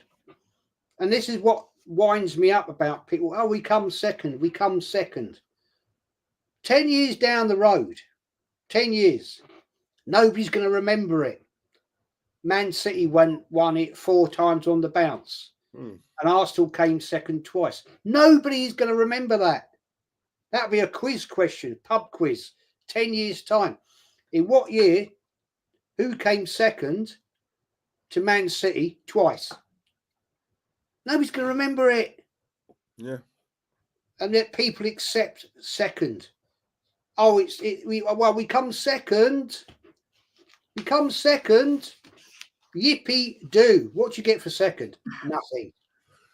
That's the problem, though. For a lot of these fans, second is a great. Jez, look, I've always said this, right? When it really comes to the crunch, they just want top 4. I honestly believe that we're customers now, and we have been for several years. You know, it's not so much supporters anymore; it's customers. That, you know, it's top 4. Look, when we're seeing Saka's out, Saka's our main. Do you know what? When I say Arteta wings it, he wings it because he's got a player like Saka who can just do things out of thin air, right? We are very predictable to play against. Everyone knows, every man and his dog knows, Jez, all the action is on the right side of the pitch. We rarely go to use the left, right? Odegaard gravitates to Saka. Saka gravitates to Odegaard. Odegaard was out injured earlier on. We had to change every single thing about the way we played because of one player was out. One player, right? He comes back. Now Saka's out. We don't look the same. He doesn't know who to put there. He's put Martinelli there. He's put Trossard there. He's put Jesus there. Can I just correct, Diesel, can I just correct this guy? Right? I said, what team, Big Fat Robbie, came second in the 2014-15 final season? Go back and check your facts, mate. Go back and check your facts. Chelsea, Manchester City, Arsenal. That was the question I asked. So go back and check it. All right? The season before, yeah, Liverpool won it. What are you on about? Jeez, sorry, not Liverpool. Man City won it. But, you know, I love it when people come out with comments and they don't check their facts. Yeah, but 2014-15, right? It was Chelsea, Man City, Arsenal. Right? Yeah, because at the end of the day, mate, listen to what I'm saying. Jesus. Honestly, man. Seriously. Right, you're going to get him, Jez. You know that. You're going to get him. But see, I've always said this. If you disagree and you want to be abusive, start up your own channel and show us how it's done. He's not been abusive. He's not been abusive. He's just kind of trying to correct me on something that I didn't say. And I get that. And I respect him for his comment. You know, yeah, fair play, mate. You thought I said 2013-14. I said 14-15. You know what I mean? Start of the season 14. But yeah, I ain't got a problem with it. I ain't got a problem. Let you off, Big Fat Robbie. I wonder who he's talking about. But quality name. You know, but guys, honestly, as I said earlier on, you know, seeing these guys on that other channel talking absolute rubbish, and yet they are 10 a penny, and it just makes me realise. We said earlier on, Kenny said it, Jez said it.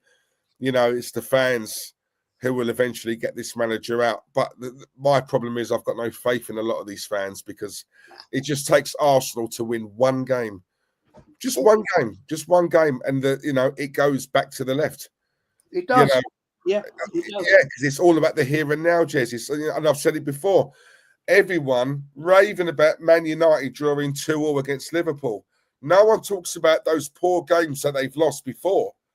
Or, you know, they only talk about that one. And I've got an 11-year-old son, and I say to him, if there was ever a time to be a Premier League footballer, it's now.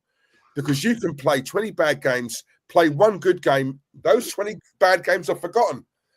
Eddie Nketiah, another one, goes through a little patch where he's decent, 100 grand a week contract, just like that. I must have missed that on Diesel. Nketiah went through I must have missed it. I never saw it. Exactly. That's what I'm saying. Sheffield United, I remember that one. People were arguing to me and you about Eddie Nketiah. He goes, Palace can't even get in that team, and they're struggling, mate. Yeah. They're at the bottom. He can't even get in, Jez. And you think, well, hang on a minute, this was a player who people were arguing with me and you about, thinking, no, he can do it. Mate, where's old Prince Fowd gone? He's disappeared, isn't he? Yeah, he's another one. Yeah, where's he gone? That's the point. He was an Nketiah in, wasn't he? Yeah, he's an Arteta in as well, isn't he? I don't know. I haven't seen him for a long. I hope he's well. I hope he's all right. I haven't seen him for a long time. Big up yourself, Nick. AFTV and I will read this out because it's true. AFTV and the Crunkies have brainwashed their fan base into accepting this dross every season. Listen, I've always said this, and these are my words, not Jez's, although I'm sure he agrees with me on this.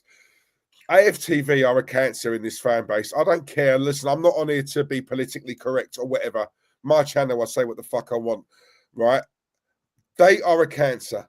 Yeah, Julian is a cancer. Belgium is a cancer. Ty is a cancer, right? A lot of them.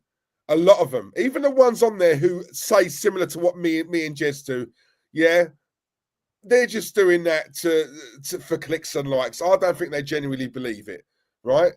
Yeah, why is it 60,000 people go to every home game and it's always the same people on that channel? How is that possible? It's always the same 8 or 9 people when there's 60,000 people who go to the game. Yeah? That tells me that they're handpicked. Right? That's what it is. It's true, isn't it? Yeah. It's the same shit every week. Look, I've seen them outside the ground over the time. Never spoken to one of them. Kenny knows them. Lee knows them a lot better than I do. You probably do as well, right? There is a lot of frauds in that. And yeah, I called out a certain one of them for being a flop, right? He's got his own channel and he was like, Arteta out. Goes on AFTV, Arteta in. Now he's Arteta out. And I'm sorry, people like that, I can't give my respect to.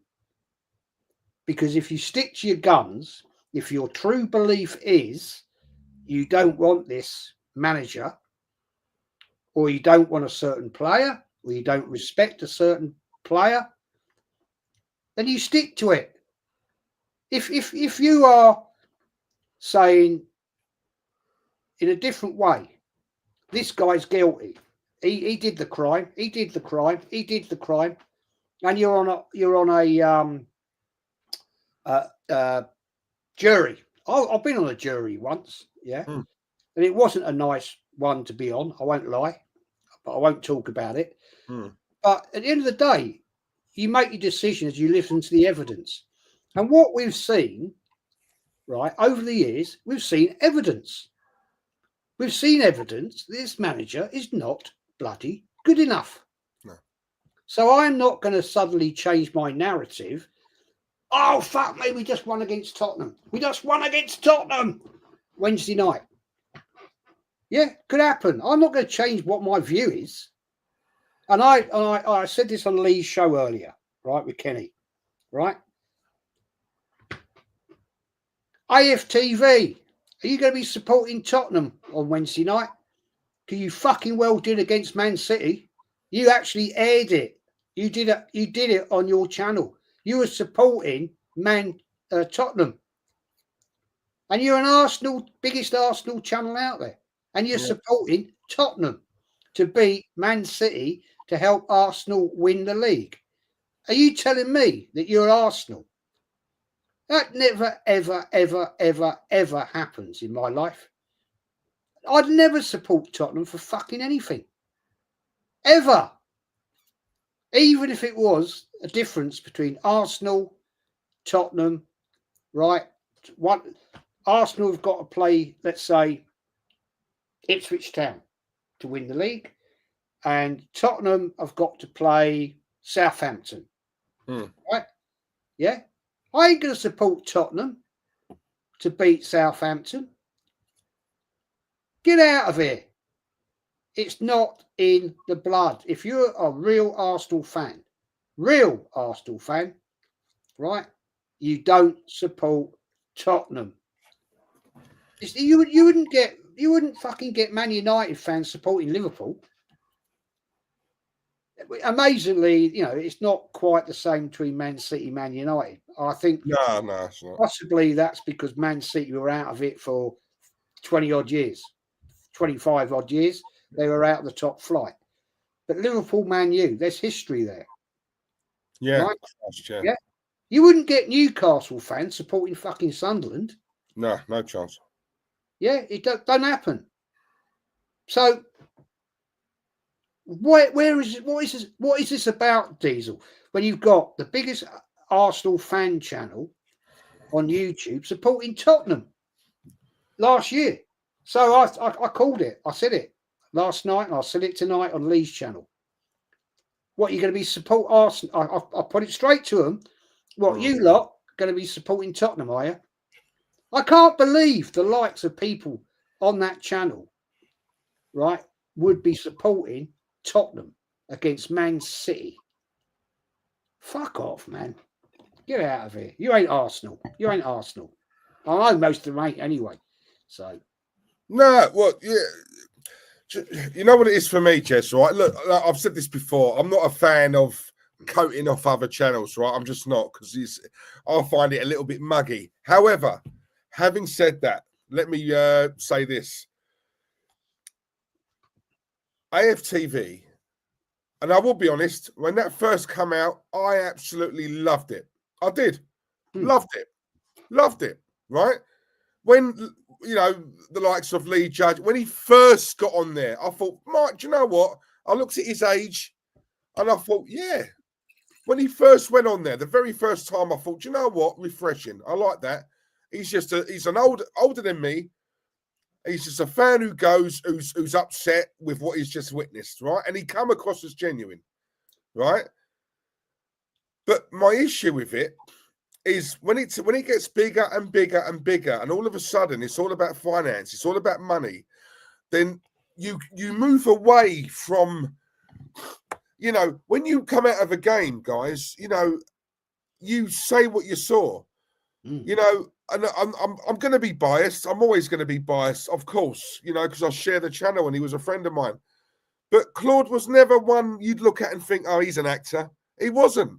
No. Even he wasn't. I'm telling you guys now, he loved that club. Yes, he had a season ticket. Yes, it was his life. And yes, it was religion to him. Football was a religion to him. That was him. Him and Ty. Joe, I saw your comment earlier on. I agree, mate. You might have got me misinformed. Ty is who he is. That is him. I don't agree with a word he says, but that is him. He's not. There's no agenda. There's no actor. That is him. He's just simple, right? But these guys now, they're actors, right? They've gone on there to get a platform, and then all of a sudden, bang, they come out with a YouTube channel, and probably overnight they get thousands. Why? Because they've been part of that. That's what it is. No one goes on there anymore to voice their opinion, Jez. They go on there and think, you know what? Let me do this for a couple of months, build up a following. Then what I'll do, I'll branch out on my own. Yeah, because they're all paid to do those watch-alongs. They're all paid. Right. But once they get that bit of, that public, that following, then they obviously start up their YouTube channel. Lee Judges, last night, he's not Arteta out yet. Why not? Why not? Man, your age. You've grown up with George. You're older than me, Lee. You've grown up with George Graham. You've grown up seeing Ian Wright, Bergkamp, Henry, and you're applauding this. And this is the thing, Jez. I know a man that age, deep down, say what you really think. You don't rate this manager, Lee. Come on, bruv. You don't. Right? But again, they're on the brim because they can't come out and say, no, that's it. What they're going to do, Jez, they're gradually going to, gradually. So when they do it, no one's going to call them out. Do you know what I mean? That is the God's honest truth, right? There's a few on there. Of course. That's what I'm saying. There's a few on there. And all of a sudden, something I really loved watching because it was new, it was refreshing. My God, what a great concept. Because we're used to talk sport. That's all we had. This comes out. Oh, my God, actual fans who have been to the game. Wow, what a good idea. Great. But over time, it turns into a business. Sponsorships come knocking at your door. And all of a sudden, you move away from reality and you go into theatre. That's what it is. It's like EastEnders, Corrie, any of them. That's where a lot of people are switched off. Yes, they still get numbers. They don't get anywhere near what they used to get because people twig after a while. It takes some people longer than others, but eventually it does happen. People do twig and they think, do you know what? What am I? Is this the real Lee I'm watching? Is this the real Yard Man? Is this the real whoever it is on there? And when they turn into celebrities and they go on like they're celebrities to a point where kids run up and ask for a picture and some of these ignore the kids, that's where I'm out. I'm out. I'm sorry. I'm out. Right? And our young kids are looking up to these people, the Julians. Julian is the biggest liar out there, and I can prove it. I'd love to do a debate with him, but I would call him straight out, and I'd embarrass him so bad because he talks absolute bollocks. You know, the classic. I've told you this before. Yeah. You know, and I'd catch him out straight away. All these people, the 80,000 Arsenal fans were at Anfield, right? I've got 3 questions that I'd ask anyone who was there. And I'd know within 3 questions, you're a liar and you weren't there, or yes, you were. It's easy. So easy. I caught that woman out on her channel saying that she was there, but she couldn't remember where she sat in the stadium. Most iconic game you've ever been to in your fucking life. That woman is so annoying. Do you know what? She knows nothing about football. Well, no Arsenal fans seated, because no Arsenal fans were in the seating. It's all terracing back then. The Anfield Road end for away fans was all standing terracing. So she's lying. Oh, I got given a bunch of flowers by Liverpool. Hello? It was the Arsenal players that went round and put the bunch of flowers to the Liverpool fans. They went to the Kop, they went to the East and West stands. They didn't come down the Arsenal end to the Anfield Road end, quite rightly. But all them players went around the ground and gave the big bunch of the flowers to random ladies. So I said to that silly cow, how did you get a bunch of flowers then?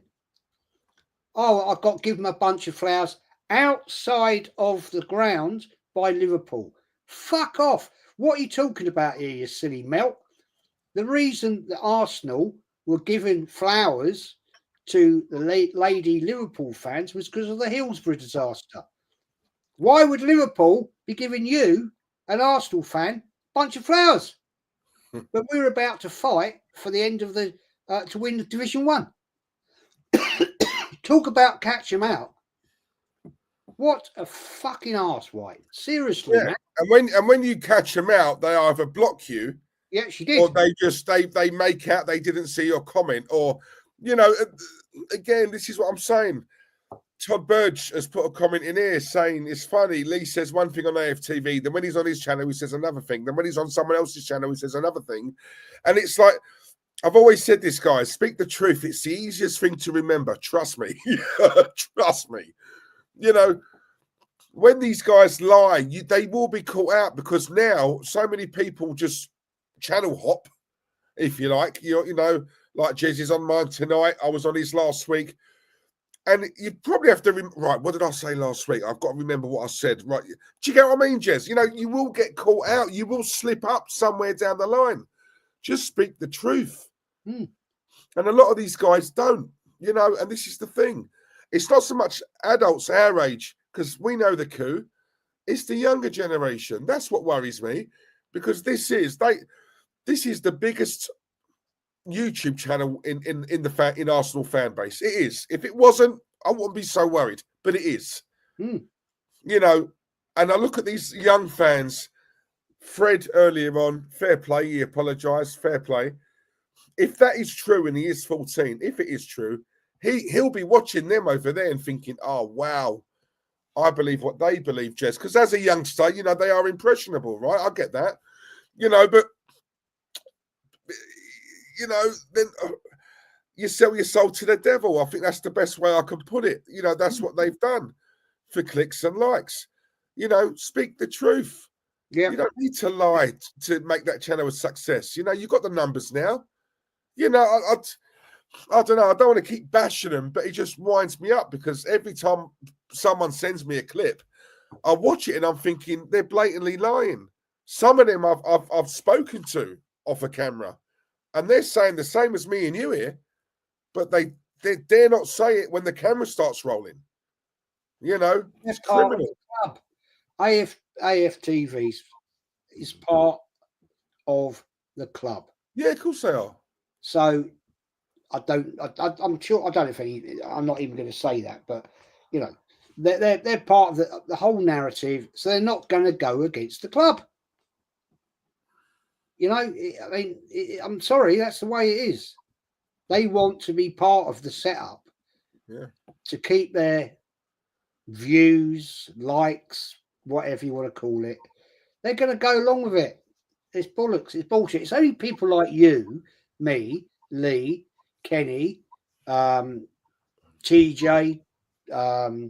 Warren. You know, I could sit here and name 20 YouTube channels that go against it.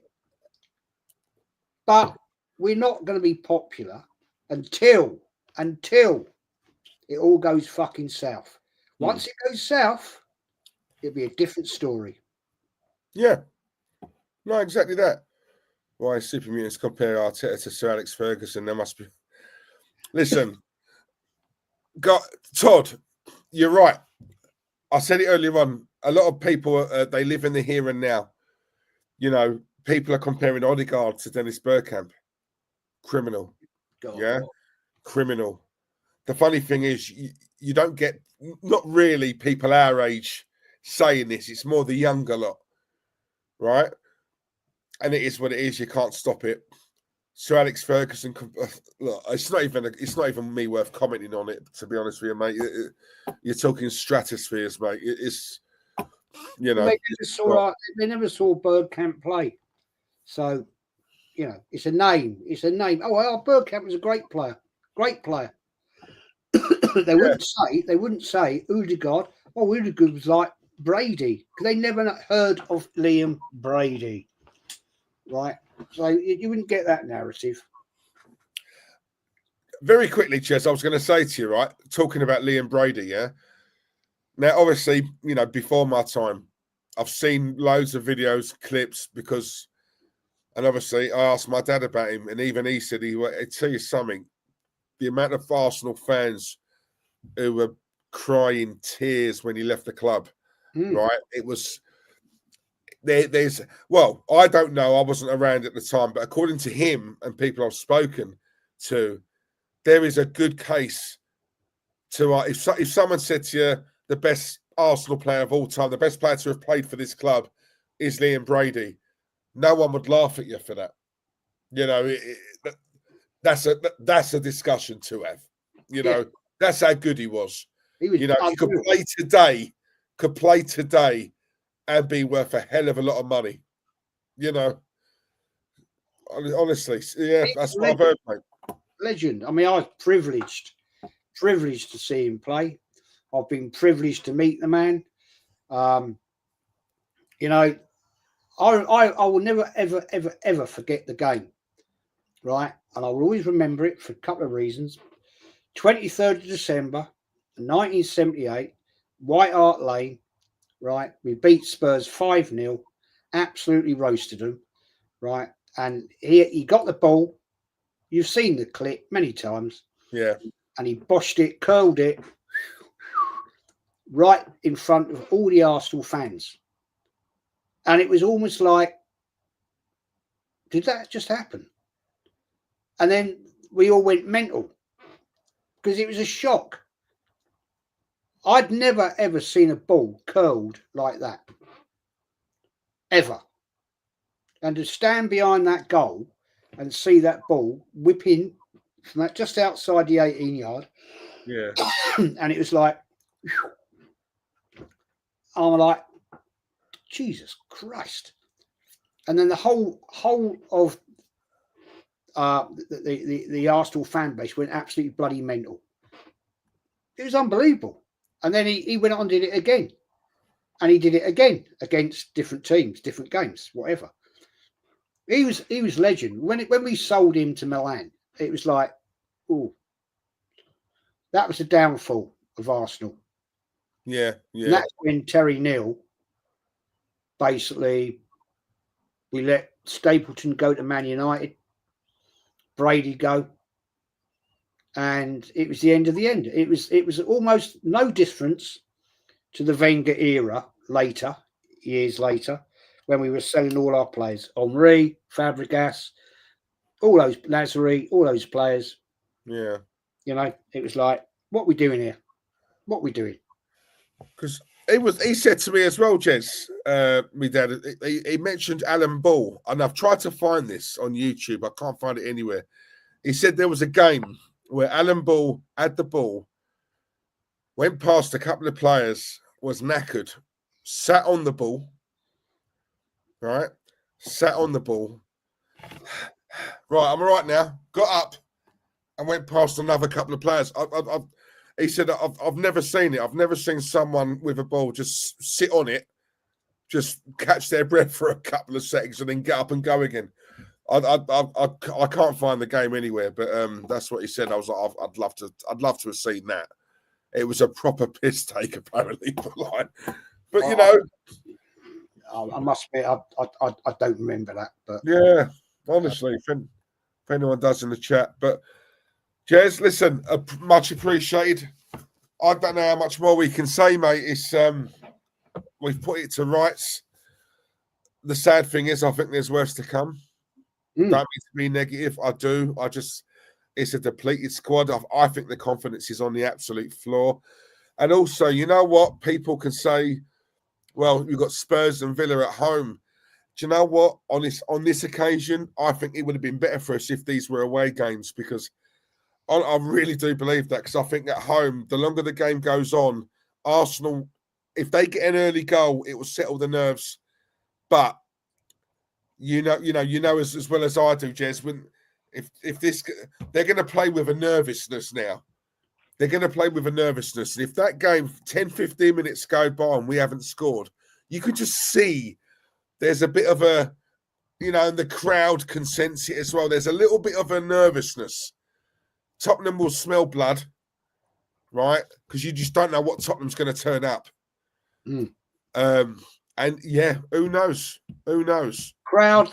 Tottenham very rarely draw games, by the way. They don't really draw games, so it's going to be one or the other. The Arsenal fans Wednesday night have got to start from day way before the game even starts, like it used to be, right? Yeah. Derby games, Tottenham, Chelsea, all that sort of thing. Back in the day, half an hour, the ground was full, right? And the singing was there, the chants were going on, the bantering was going on. Yeah, to get the atmosphere going. You don't get that now. No. Because you still see people walking into their seats 5 minutes after the game started. No. Get to your seats 10 minutes early, right? Have your beer, have your steak sandwich, do all that, blah, blah, blah, if that's what you want to do, right? But get to your seat for the start of the game and get it going, get the atmosphere up, because that's what the players will need. They're going to walk out on that pitch. Forget that stupid North London forever song. That's bollocks. Yeah. Right? Yeah. And all the bullshit that Odegaard came out with. Oh, got the hairs on the back of my neck. Fuck off. At the end of the day, get out there, get the team up, right? Get the stadium loud, out-sing the Tottenham lot, because they're going to come big and proud after what's happened to us, right? The fan base, you've got to get out there and give it all the big large. Yeah. Yeah. Jez, they got to listen, it's a derby. I've got no worries that the crowd will do their bit. My issue is the players. They need to know, this is Tottenham. Surely there's got to be a couple of players in that team who know what this means, right? Arteta was a captain. This is another thing that people won't mention. Arteta was the captain of Arsenal when he played. If anyone knows about this rivalry, it's him. Should do. Right? So that needs to transmit to the players. So let's see if it does. And also, straight after that, what we got Aston Villa. I mean, they're going to come to town. They're going to come to town. Big up to them because they've done us last year. So, you know, Emery's going to want to do it again. So at the end of the day, it's going to be a tough week, boys. It's going to be a tough week. Yeah. He's definitely under pressure. After the last 2 games, he's really got to pull something out of the bag for this. He's got to, because he's just going to get on top, Jez. There's a chance we could go 4 or 5 games without a win here. There is a chance, right? Let's see what he does. This is where people can say sympathy. No, this is where he's on £15 million a year, right? This is where he earns his money now. Yep. No hiding place. Let's see what he's got, right? Let's see what he's got. So yeah, there we'll judge him. But Jez, shout out your channel, my friend. Listen, anyone who's not, still 60 people in here. Anyone who's not subscribed to Jez, please. Arsenal, the history and more. I'll let you say it anyway, Jez. But yeah, you got anything coming up or what? Yes. Thank you, Diesel. As always, I love coming in on your channel, man. It's always a fantastic debate. It's Arsenal, the history and more. Wednesday night is going to be an interesting game, that's for sure. Thursday night is a big show. I think it's a big show. It's going to be a great debate between me, Kenny Ken, Matty, DJB. Who was the better team, the 91 team or the Invincibles? It's going to be interesting. It's going to be very interesting to get the views from 4 Arsenal fans, basically, to debate who was the better. It's going to be interesting, man. Interesting. Cheers, lads. Great stream, great points. Yeah, listen, guys, as well in the chat, thank you for the compliments as well. Big up to, I will say this, what's his name? Who's the Fred? Big up to Fred. Yeah. No, but Jez, do you know what? I will say this right now. You know, I have done this in the past, and maybe I shouldn't, but sometimes I see a comment like that, and I'm just straight off. I'll just go straight at them. But sometimes there's a little part of me that thinks, do you know what? Can I help this person? You know, sometimes you can watch something and think there's a way of, see how we broke it down to a point, and he might just be saying this, but just say he hears us and he says, do you know what? Yeah, I kind of see what these 2 guys are saying. I didn't agree at first, but now they've, sometimes, it's just that little bit, I don't mean to be patronizing, but it's just that little bit of education. Yeah. We can say on here, Jez says it on his channel, yeah, we're Arteta out. We want him gone. But we can tell you why we want him gone. We can tell you why it's not working. We can tell you why he's not earning his money. We can tell you why there's issues in the team. We can tell you why. It's not just a statement and that's it. We can back it up with facts. Not so much opinions, facts. We just say what we see, right? That's what it is, yeah? So it's not about blocking people. Yes, he paid a super chat. Thank you very much, Fred. But if that guy comes back and in the end, I will work on him and I'll get him round to our way of thinking because you can't argue with facts. No. Jez was on the jury before. You can't argue with facts. You can't. It's the one thing you can't ever beat. Facts are facts. All right. So I hope he comes back and he did subscribe to you, Jez. So yeah, big up yourself, Fred. Fair play to the young guy. You know, if he if he's true 14, respectful. Fair play. You know, at the end of the day, he got called out in the chat. He got called out by Kenny. He got called out by me. But you know, I'll have a debate with anybody. I ain't got a problem with that. But at least if you are straight and up front, no need to be abusive, right? Yeah. We've all got our opinions. I don't always agree with what other people say, even though they're Arteta out. I might have a different opinion to what their view is of why. And that is all good. That is all good. But when you get somebody coming straight out, and the thing is, he was on Lee's channel earlier in his chat. Was he? Yeah, he was in Lee's chat earlier. He wasn't saying anything like that. So he made a knee-jerk comment, which he regretted. At the end of the day, he apologised. So big up to you, mate. Respect. Yeah. No, exactly that. Exactly that. And listen, we're not the type of people who get easily insulted anyway. So yeah, just to warn you guys, you know, not anyone can do this. But guys, listen, thank you very much. I said, yeah, 2 streams in a week I've done now. I'm buzzing. Yeah. I've taken Jez's advice. He said, Diesel, you got to stream more. And and obviously, to be fair, so have you guys as well. I'm looking at doing every Monday. You know, obviously, there might be the odd one I can't. It depends on what time I get home. But I'm sticking to that for the time being. At least it's consistent. I'd like to do more. I might even, guys, just to pre-warn you, I might have to every now and again do a pre-recorded one. I love the live chat.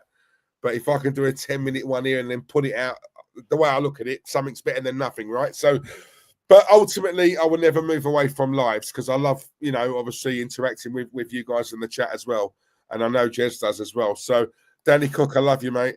And guys, thank you very much for tuning in. 2 hours and 16 minutes. We've done all right tonight. We had a lot to get through. Make sure you tune in to Jez on Wednesday night, Arsenal, the history and more. Right, go and give them a watch. He's got a good panel on Wednesday as well. And yeah, other than that, we'll see what Wednesday brings us, Jez. God, yeah. Dear God. Yeah, yeah. But yeah. But guys, thank you very much. And we're out. Speak to you soon. Later. Bye-bye. Take care. Arteta out.